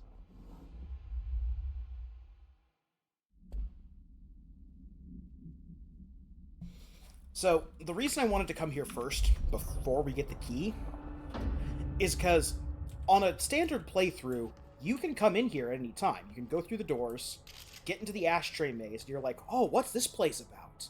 And, you know, hear Trench's explanation of it, and, like, you start to form an idea in your head about what the ashtray maze is going to look like when you finally get to interact with it.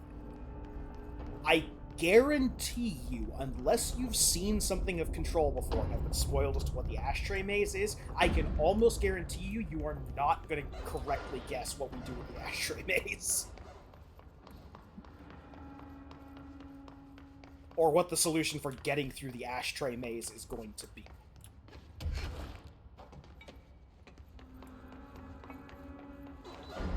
Also, we just have a shortcut in here we're going to use. Yeah. Go back to Langston. We're going to get our reward for finding all his runaways. There is no third thing to my knowledge, or third set of things to my knowledge.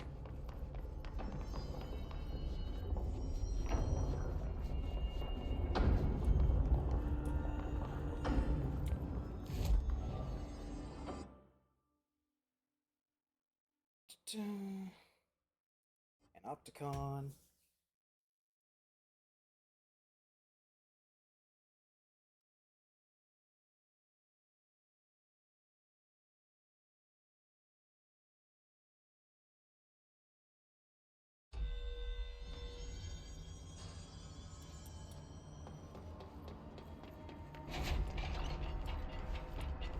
Hey, listen to this. Contain. Every altered item on your list is now back in the Panopticon, safe and sound. That's a load off my mind. Missing altered items don't exactly reflect well on me, you know. Did they give you any trouble? The flamingo pulled me into the astral plane just like the fridge did. That same creature was there. I was looking over the old activity reports, and multiple items have been displaying much more destructive behavior in the past few weeks. There's some connection there, I bet, but it's a bit above my pay grade. Something to keep an eye on. And if I have any more runaways, I'll know just who to call. I guess this is my life now. I'll see you later, Langston. I'll be here, like always.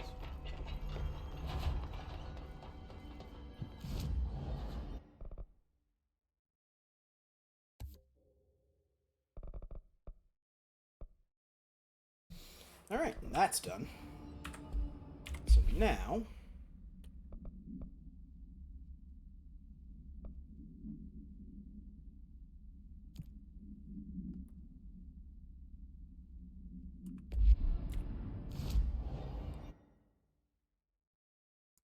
we need to head to the maintenance sector.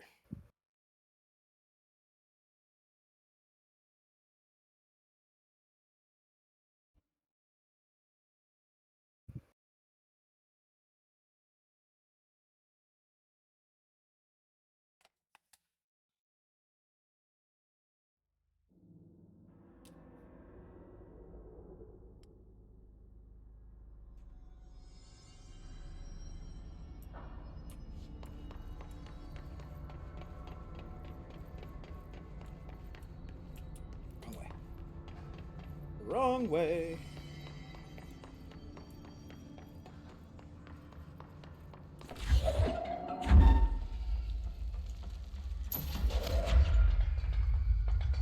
I know you want to. No?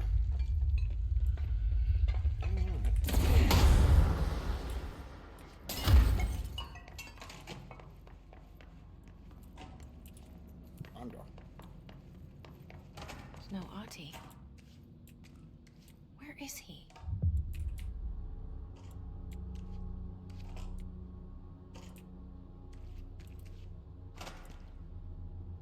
Now this boy left, said the son of Annikki Tähti.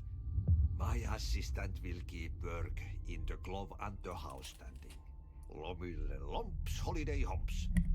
How can anyone even get out of here while the building's sealed? Let alone go on a holiday.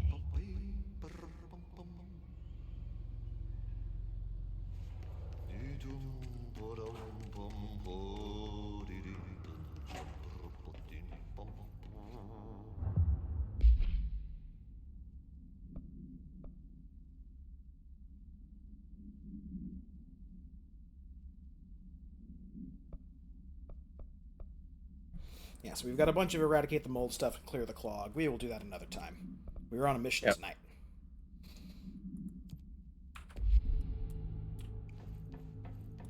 A mission to Tango. Mission to Tango. So, I mean, by now it's very obvious there's something weird about Ahti, but the ability to just go on vacation somewhere in the middle of lockdown. He put his PTO in. Yeah.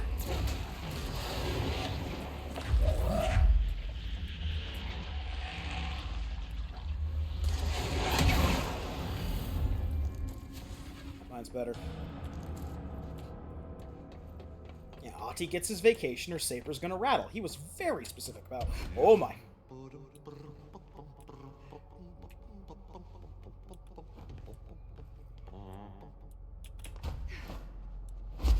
Oh, good thing Bravi's a suggestion at best. Yeah.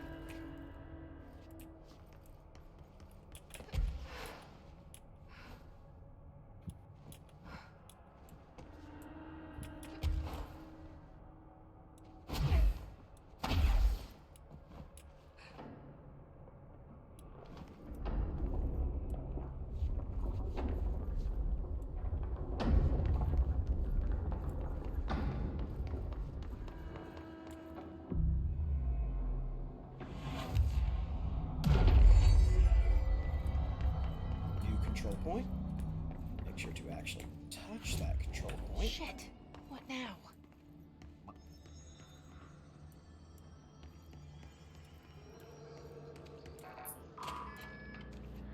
Mold's gotten in here too.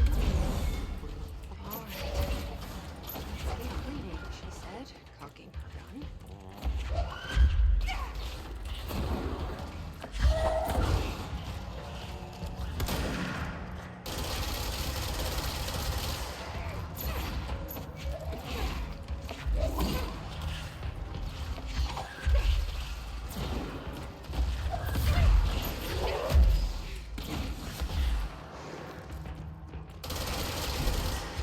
Damn it! That's why we touched that one. The snipers in the middle are kind of a pain. I recommend killing them. I also recommend killing them.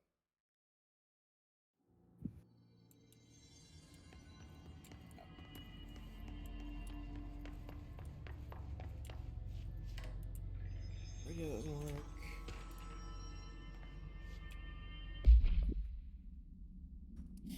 Furnace complaint.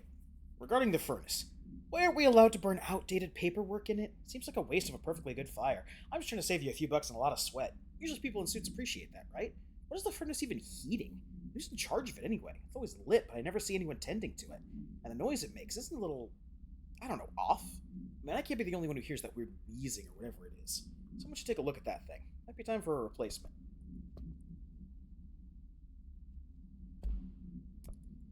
Also, same picture as in the postcard from Watery. Yep.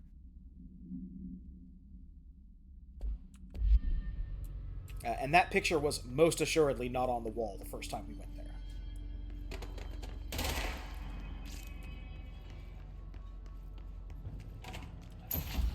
What's got in here too? Alright. She said. Haha, Brew.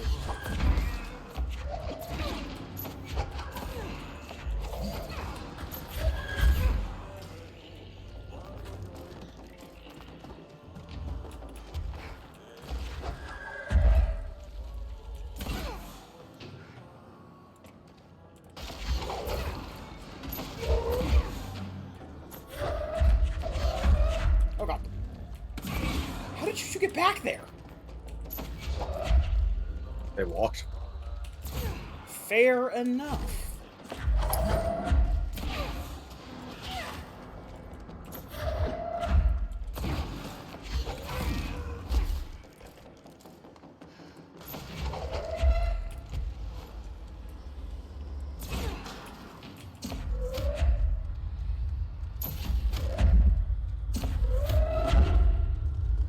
Somebody's gonna have a bad time. Somebody's gonna have a real bad time. That guy.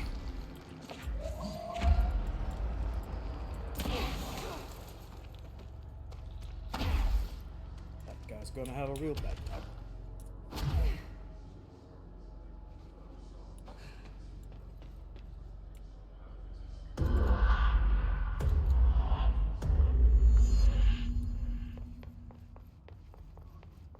Välistä tuulta, yöstä alkaen lounaistuulta 3–8, ajoittain noin 10 metriä sekunnissa. I wonder if there's a translation for that. Kutuista, Probably. hyvä näkyvyys.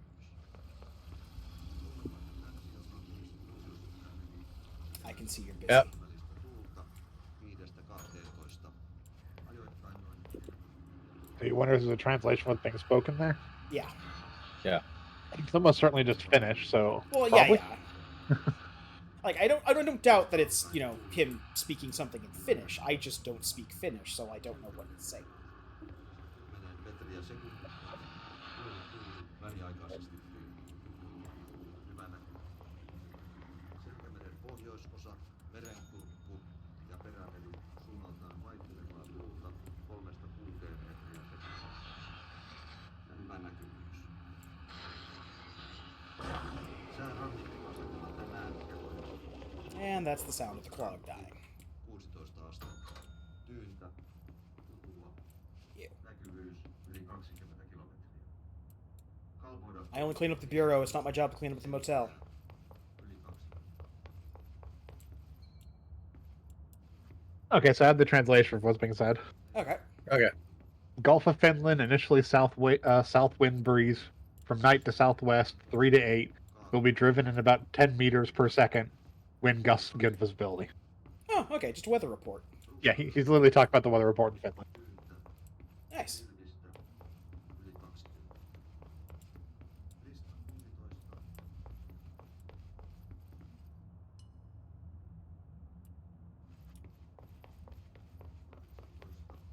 Etelä 3, melkein selkeää, yli 20.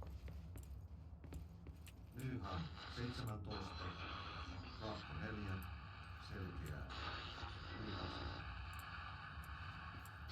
Kotka Sandön 20, selkeää, yli 20. Markku 19, Kaakko 4, selkeää, yli 20. Rauha Kuusta Jaskari 6.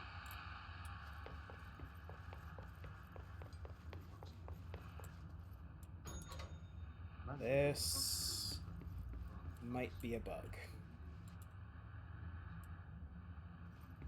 I have the key.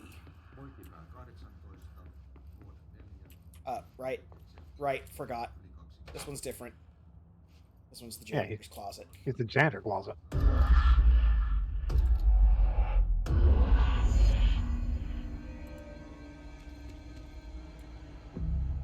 And I love the control point things made of brooms and pans and stuff that he's made back here. Albany summary. A response team was dispatched to a possible AWE in progress at Redacted Albany. At the scene, the team encountered and retrieved AI-63. The Bureau had discovered numerous online message boards regarding loud noises coming from an abandoned shipping warehouse belonging to the Redacted Corporation. Local law enforcement had discovered numerous bodies in various states of mutilation in the vicinity. This, along with the noises, were considered to be the evidence of a werewolf due to the fact that it only occurred on the last 3 full moons. Field Agent Redacted accompanied a squad of ranger trainees to the site as a form of field training. The likelihood of a genuine AWE was considered low. Despite this evaluation, the team encountered a highly volatile altered item which they successfully retrieved. Werewolves. Airwolves. Airwolf?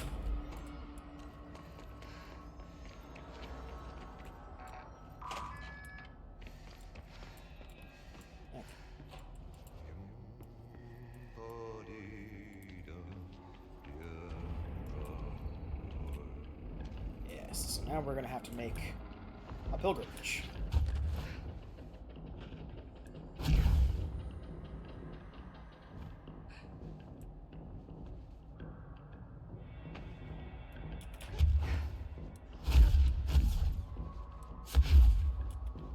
Well, this seems like a peaceful area. Sure, it would be a shame if the Hiss suddenly showed up for no reason. Oh, they're already down there. They're already chasing Never me. mind. This doesn't matter.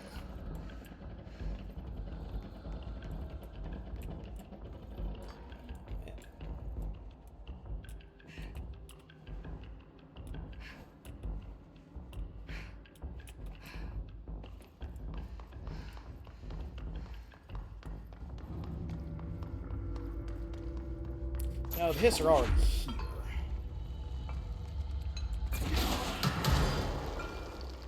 So we're going to throw explosives at expensive command consoles. It's fine, they're explosion proof.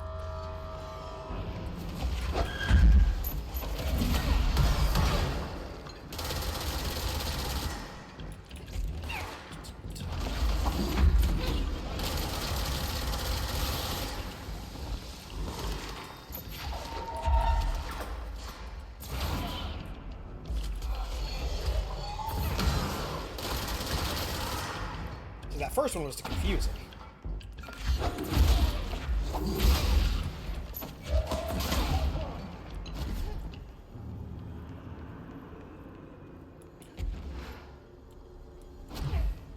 Alright then. That guy.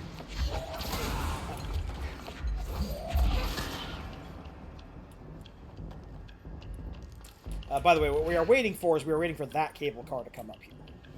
Ah. It is a very slow cable car. That explains why the Hiss are just teleporting in. Literally.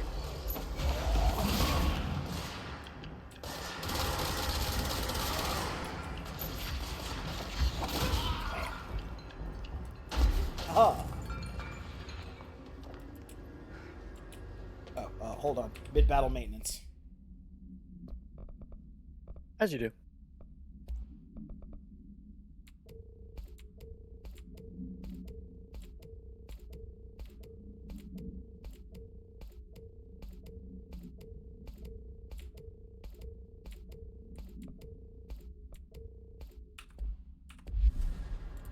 Okay.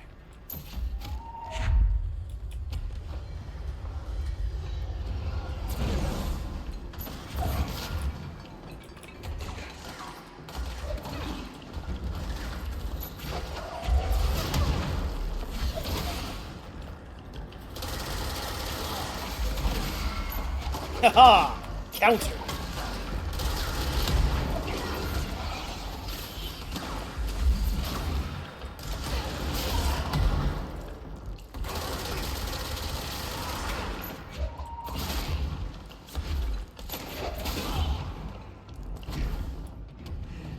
Alright. Hey, the cable car's arrived.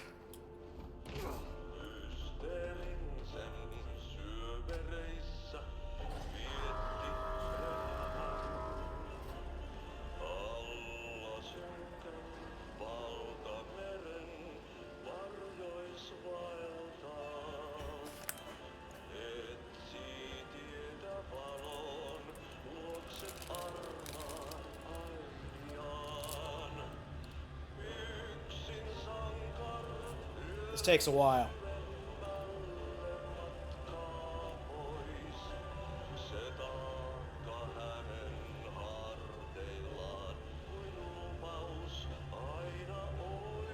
At least Audie's a pretty good singer. It's alright.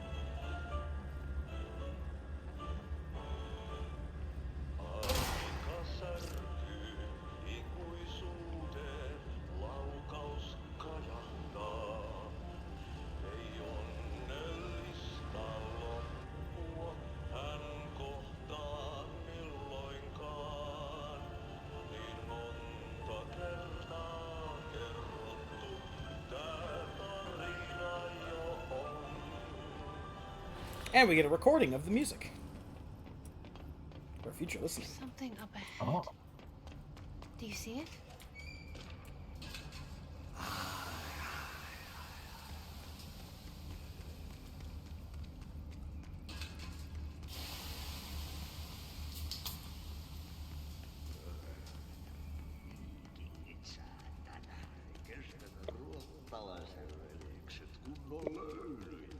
Samma på svenska.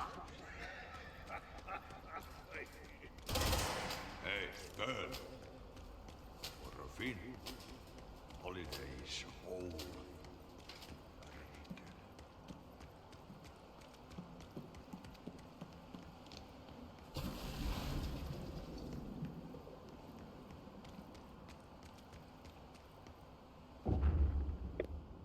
Audie?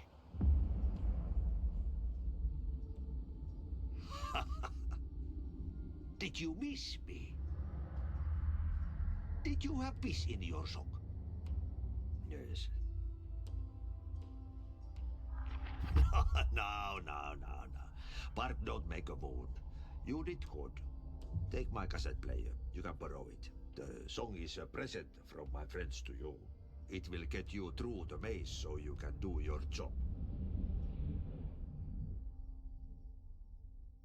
Did that really just happen? Of course it did. He gave me his cassette player. It'll get me through the maze, huh?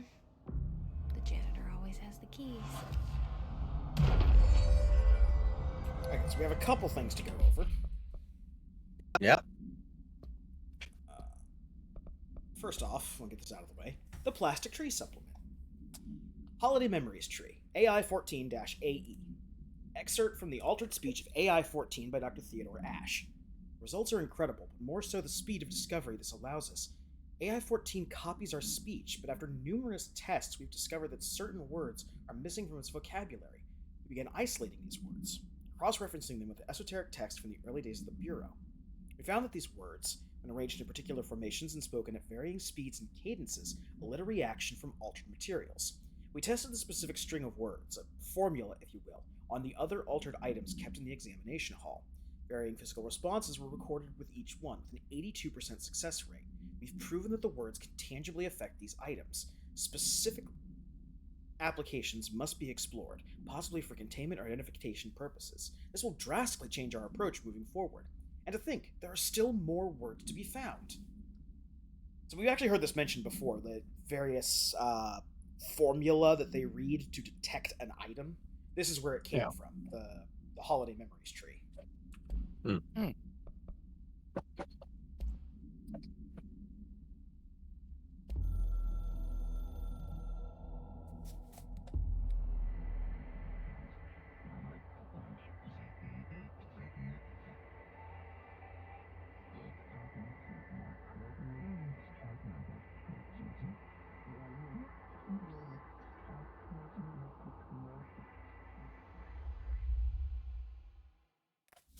Okay, so that call is setting up the Foundation DLC, because when we take care of the Foundation DLC, we are going to come back here. This is literally the foundation the oldest house is built on.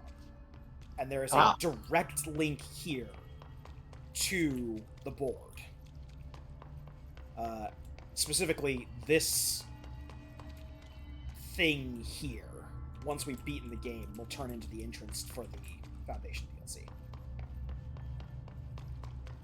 And I don't know why we're running that way. Just because. We have a warp right here.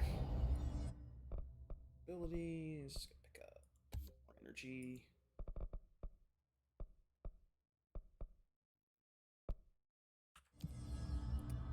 Followed by more energy, followed by more energy. Yeah. And now, we're gonna head back to the Ashtray Maze.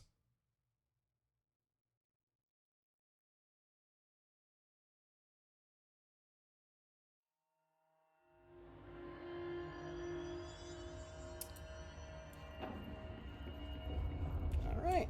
I'm also gonna touch this real quick. It's the last point I want to go to.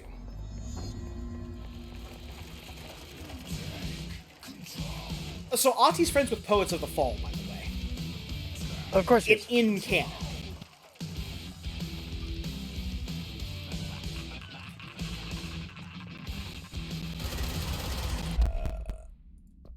Before we get into this. I mean, it makes sense for their information.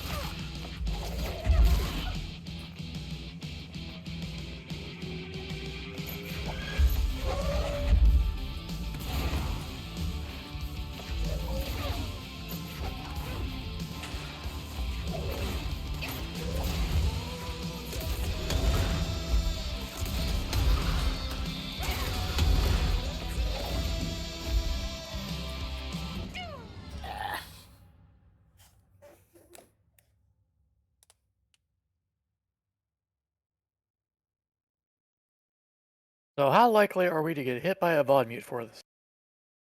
Oh, almost certainly, but there's nothing I can do about that. There's no way to turn off this section. We're on streamer mode right now, which cuts out all the copyrighted music. Oh.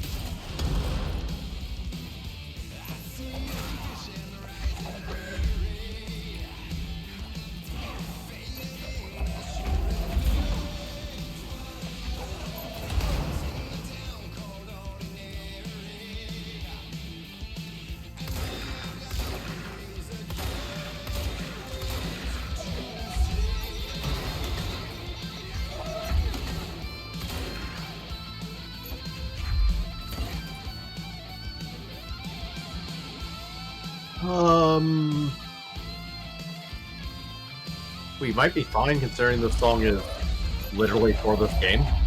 Oh, that hasn't stopped it before. Every Kingdom Hearts vocal, despite being made for Kingdom Hearts, on mute.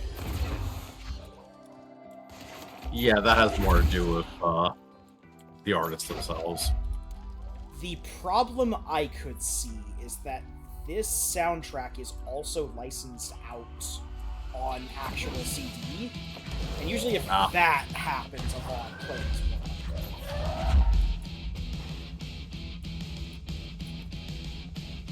Now, granted, the soundtrack is very good. It collects a lot of stuff from the Remedyverse in general. So, don't play it unless you want spoilers for Alan Wake 2. But you can also find this song on there, which I believe is just called Take Control. Well, makes sense.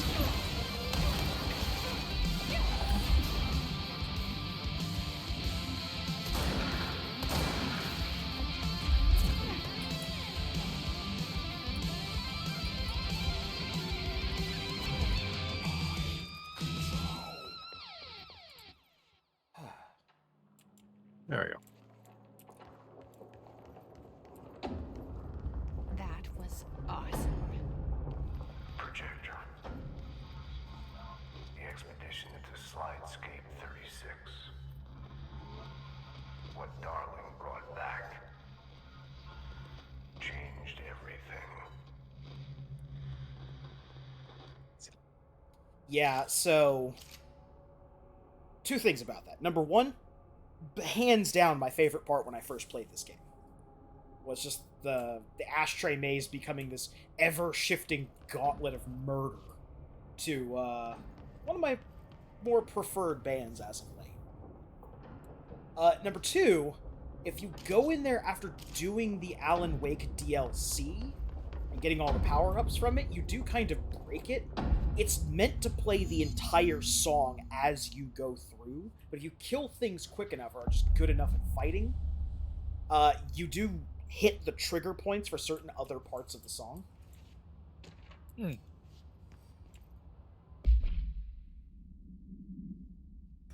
anyone else seen that janitor mopping up around here? Isn't this a restricted access area? Who gave him permission to come in here? How the fuck did he get through the maze? Dr. Tan. Before we go through.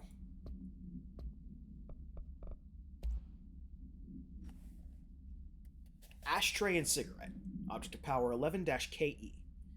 The object is a steel ashtray with a maze engraved on its bottom. An ever-burning cigarette rests in it. When bound, the object allows para-utilitarians to create a maze of shifting corridors without adjusting the dimensions of the space around it.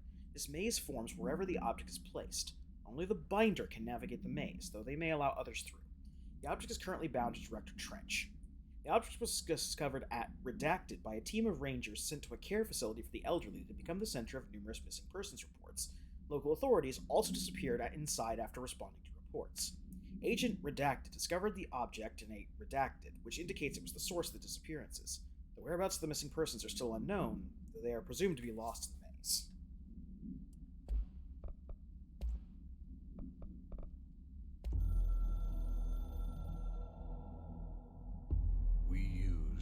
Slide projector. I led the expeditions into Slidescape 36. They told me not to go. The director should not put himself in danger. I told them to fuck off. I've seen action before, and I had to witness this myself. To find some meaning in all of this, I couldn't sit on my ass, alone with my thoughts, my memories. Those who survived were deeply affected by what we found there, by what Darling brought back. It changed everything. Whether that's a good thing or a bad thing remains to be seen. But I did find my meaning in that desert.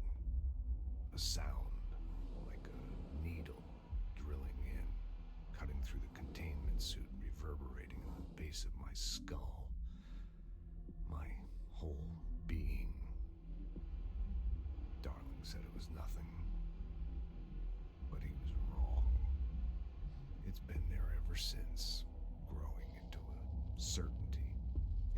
understanding of what's at stake here, what kind of a threat we're facing, and what must be done to stop it.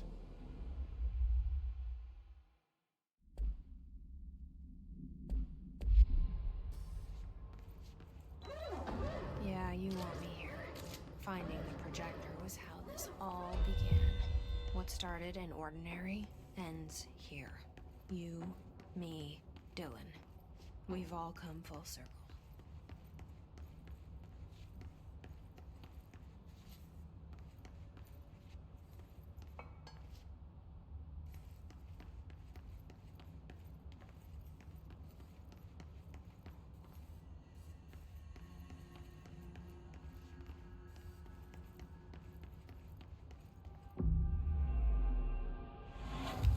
Control point buried under the sand.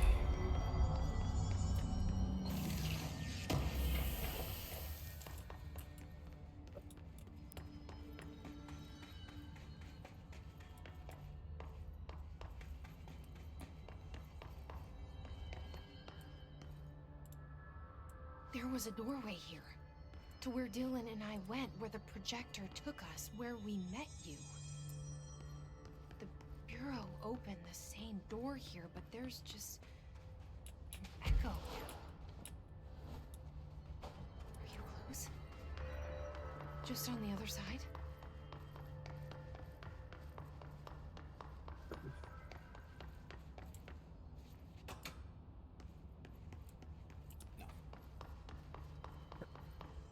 Thought that was a box, to be fair.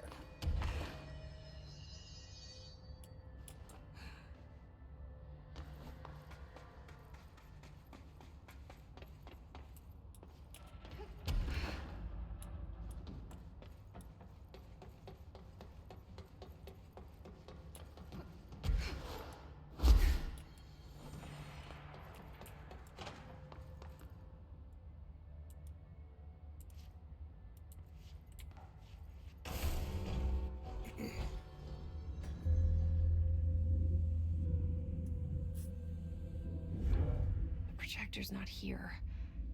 Moved again. What did Darling do with it? I've got to find out.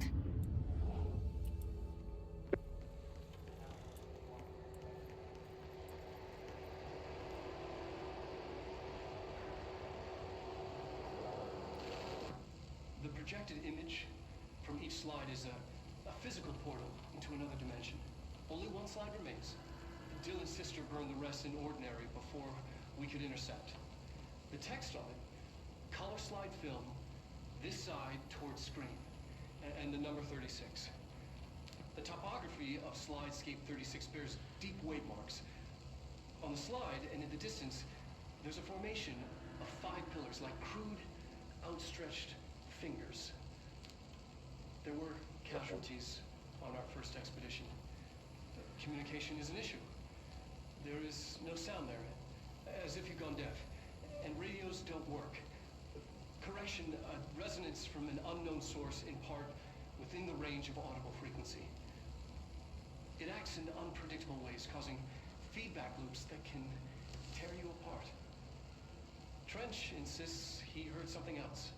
It made his ears bleed.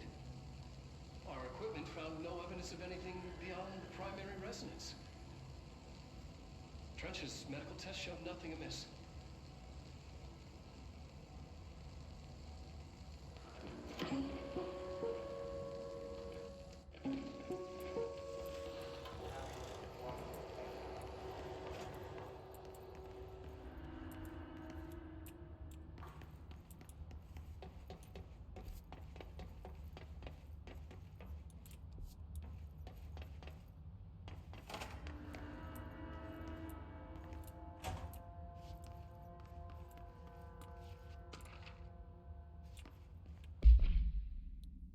Slide projector tests.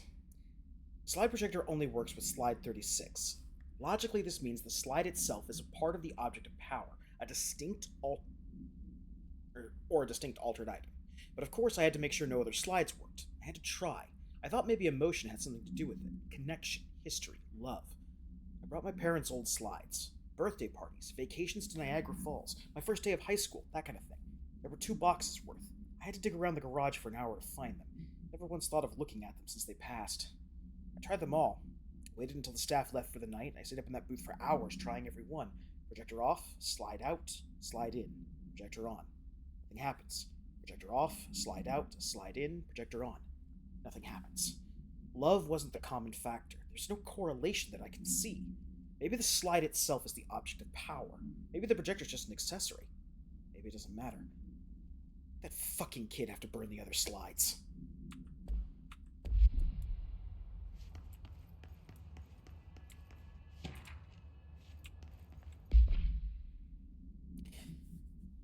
Hedron and the Hedron containment.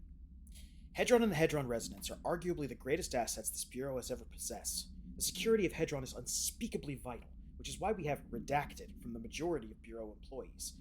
This report details the containment procedures required for the Hedron containment chamber, including details on the redact being pumped into the containment cell, mechanical upkeep of the resonance siphons, and the arrangement of the acoustic pillars to dampen or amplify the sonic range of the chamber. Note, for more information on the proper operational procedures of the resonance siphons, an additional report is coming soon. Refer to file 7-31-1830 for full report.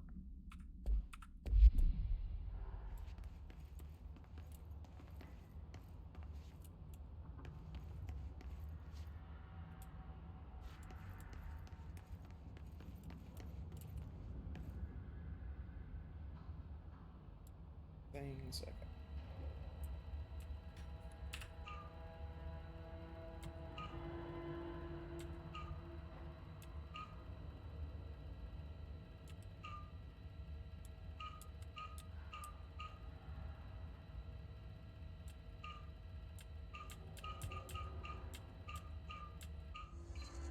Expedition 3.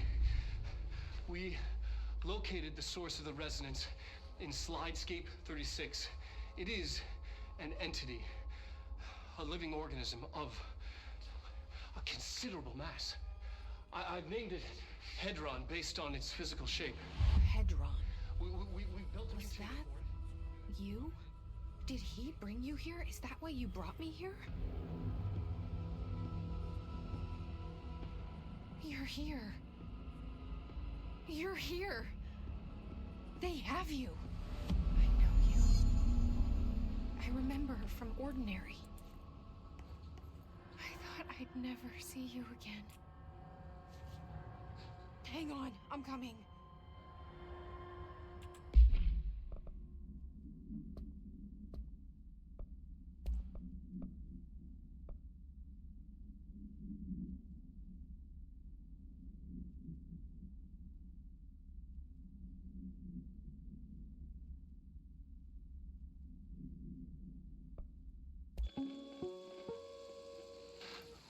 Yes.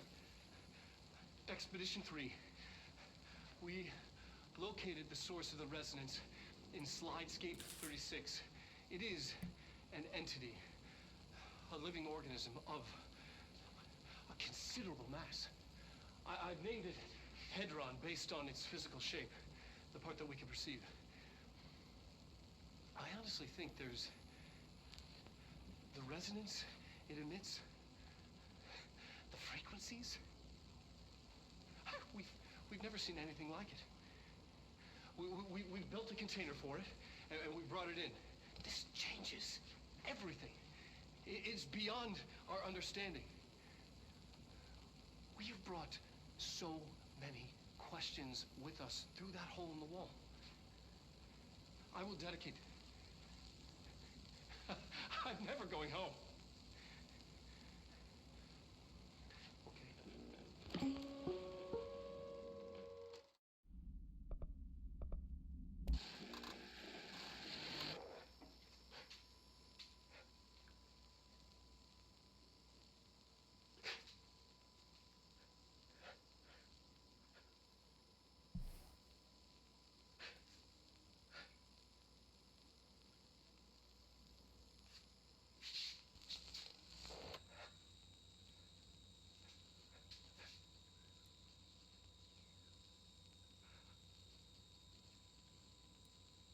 I'm Dr. Casper Darling, and this is my final message.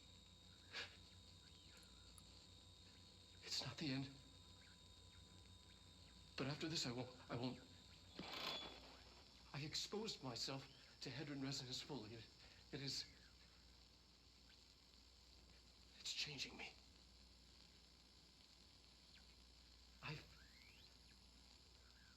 I've seen.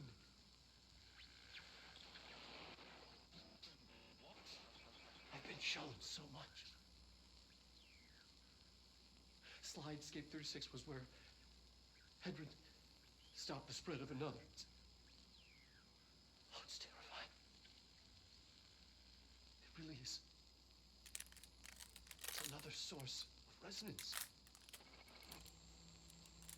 Trench was exposed to this other. It will now spread.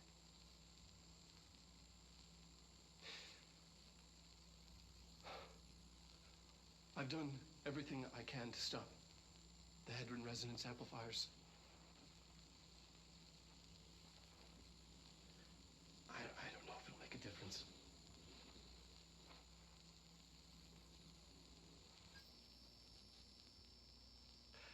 I won't be here when it happens. I should have told him any more.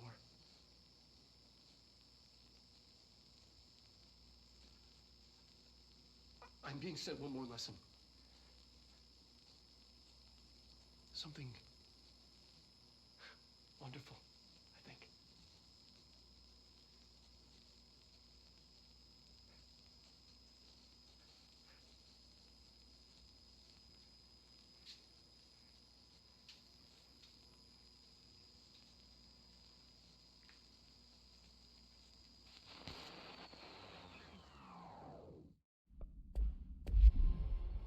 Right then.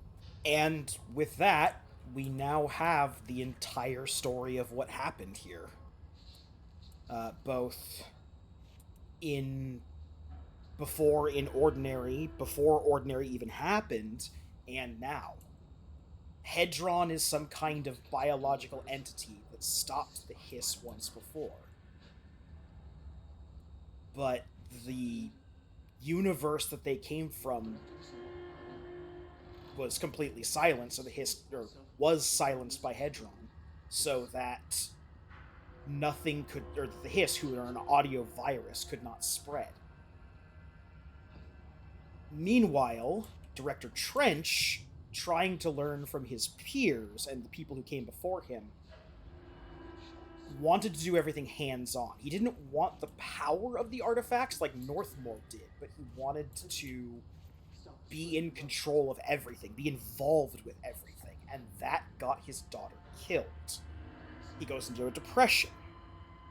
In his depression, he tries to get his mind off of work by doing something, anything, throwing himself into any project he can, and the project he decides to throw himself into is the Oral Knot expedition into Slidescape 36. He gets infected by the Hiss. Darling finds Hedron and brings it here, who is Polaris. And in doing so, damns the entire... Well, by Trench going into Slidescape 36, it damns the entire department. He becomes more paranoid, he starts distrusting Dr. Darling, he closes down the investigations team when the investigation team starts getting in his way, and his paranoia ramps up. And meanwhile, Darling, seeing the downturn that Trench is taking, starts building resonance amplifiers, the HRAs, to amplify the resonance from Hedron. The events of Ordinary happen. Dylan and Jesse make contact with Polaris, and presumably get bathed in a larger than usual amount of Hedron resonance. Dylan gets captured, Jesse escapes. Shit goes down. She tries to protect Dylan and can't. She being Polaris. She tries to protect Dylan and can't. And so reaches out to Jesse and has her come to the Bureau, especially because the Hiss are now invading through the new conduit they have in Director Trench. Darling gives HRAs to as many people as he can, and then holes himself up in the laboratory and fully exposes himself to the resonance of Hedron. And does something. We're gonna hear a couple more times from Dr. Darling in message form, but Darling is just gone at this point. I don't think he's even in the Bureau anymore by the time we get here. I think he has fucked off. Thanks in part due to the fact that he's now privy to secrets that Hedron and presumably the board knows. And most of the rest of this game is just cleaning up the fallout from this.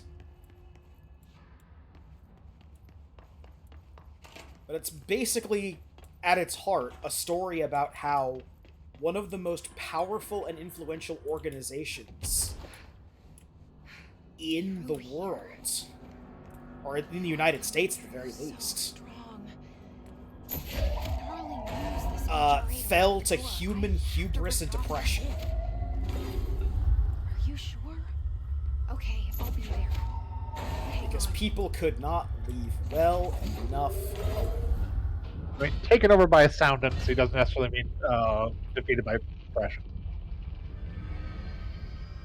Yeah, but everyone around Dr. Trench, or not, I keep calling him Dr. Trench for some reason. Everyone around Trench told him, don't go in there yourself. The director should not be doing this. Let the oral knots do it. The hole in your room is a hole in you. You gave it, we let you into the hole in you! You have only studied the only child, a copy of a copy of a copy. Alright, well. This was a mistake. And now we as the director have also fucked up. It's very standard procedure. At least we didn't turn into a reactor.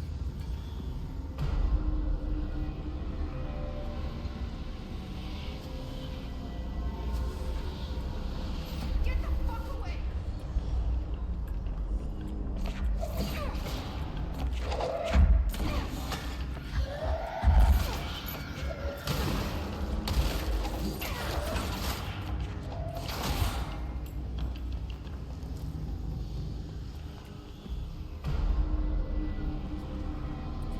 The game itself is not done talking about Trench.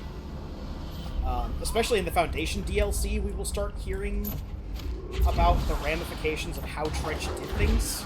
Not just the Slidescape 36, but just... Because after Marshall unlocked the HRA lab with us, she went down to the Foundations. And we don't hear about her until the DLC. We will hear a lot of Marshall's thoughts on how things get done. Hang on, Polaris!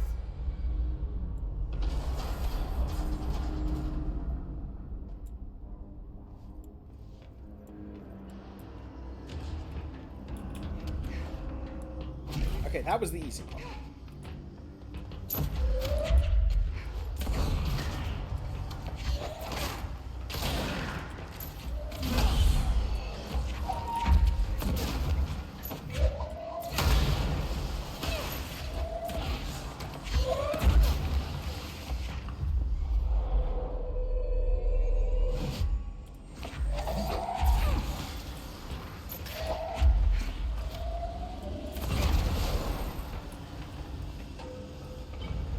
Hello, floating friend.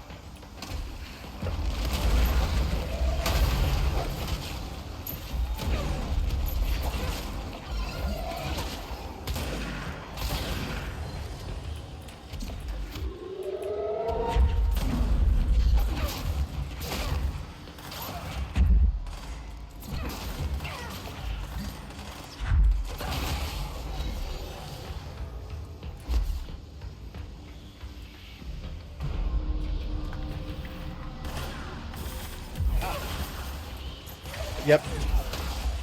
It Why, was a guy? trick.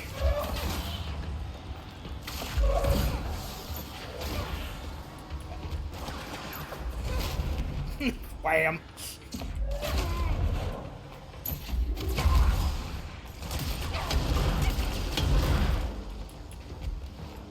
I had the wrong gun.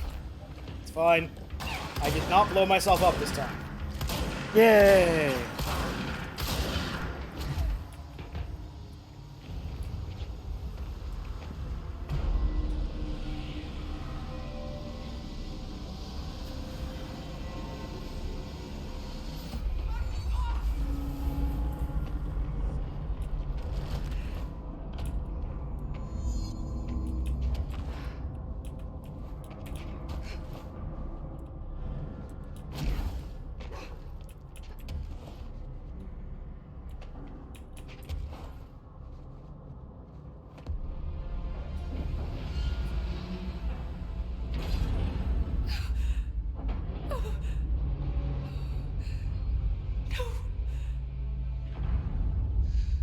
The poster comes down, and there's nothing there. It's just the cell. And death. I was wrong. There was never anything there. Hello? Polaris, are you there? Please. Yes. Let me sleep. Please. I just want to sleep now. I want to sleep.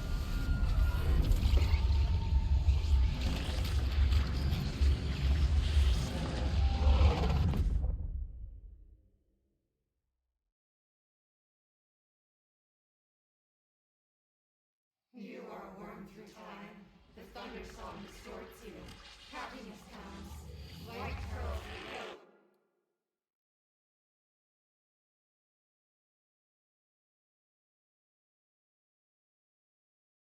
All right, that's the end. Okay.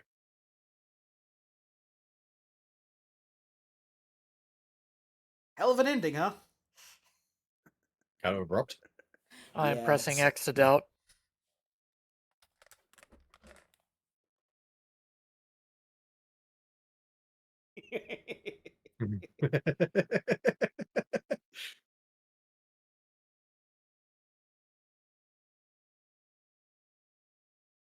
I don't know. Something seems mildly off. Yeah, credits are getting weird nowadays. Yeah. I mean, you say that. It's no brownie recipe.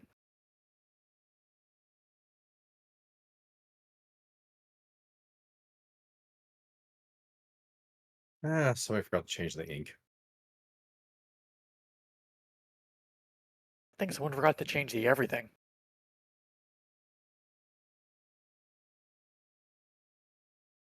I mean, normally there would be music there. But, Federal Bureau of Control, how may I help you? I need those field reports typed up and in management's hands first thing The tomorrow. Bureau's the best at what it does, protecting everyday Americans from farm threats. There's the new girl, standing around daydreaming.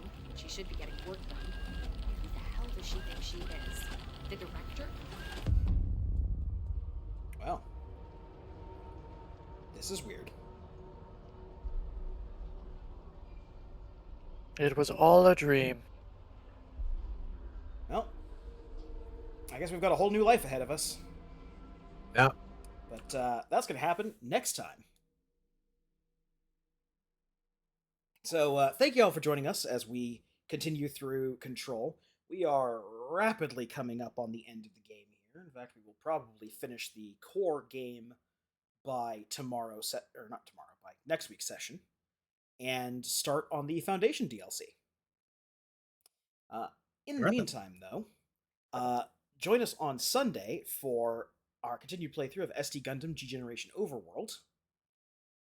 Join us on Monday for our Poke Mondays playthrough of the Shadow Realm area, the lands between Shadow of the Erd Tree. Shadow of the Erd Tree. Yeah. Yeah. That's It is also the Shadow Realm, but yes. The Shadow Realm. Yeah, Shadowland. No, it is Shadow Realm. As we continue through Shady Tree area of Yes. Elden Ring Shadows of the Erd Tree. And join us back here on Thursday for the conclusion of Control. Until then, I've been your host, the Krampus. I've been Shiv. I've been Hunter Grain. And I'm Vincent. All right, have a good one, everyone. And remember, get coffee, get mail, and copy those memos for us, please. Thank you.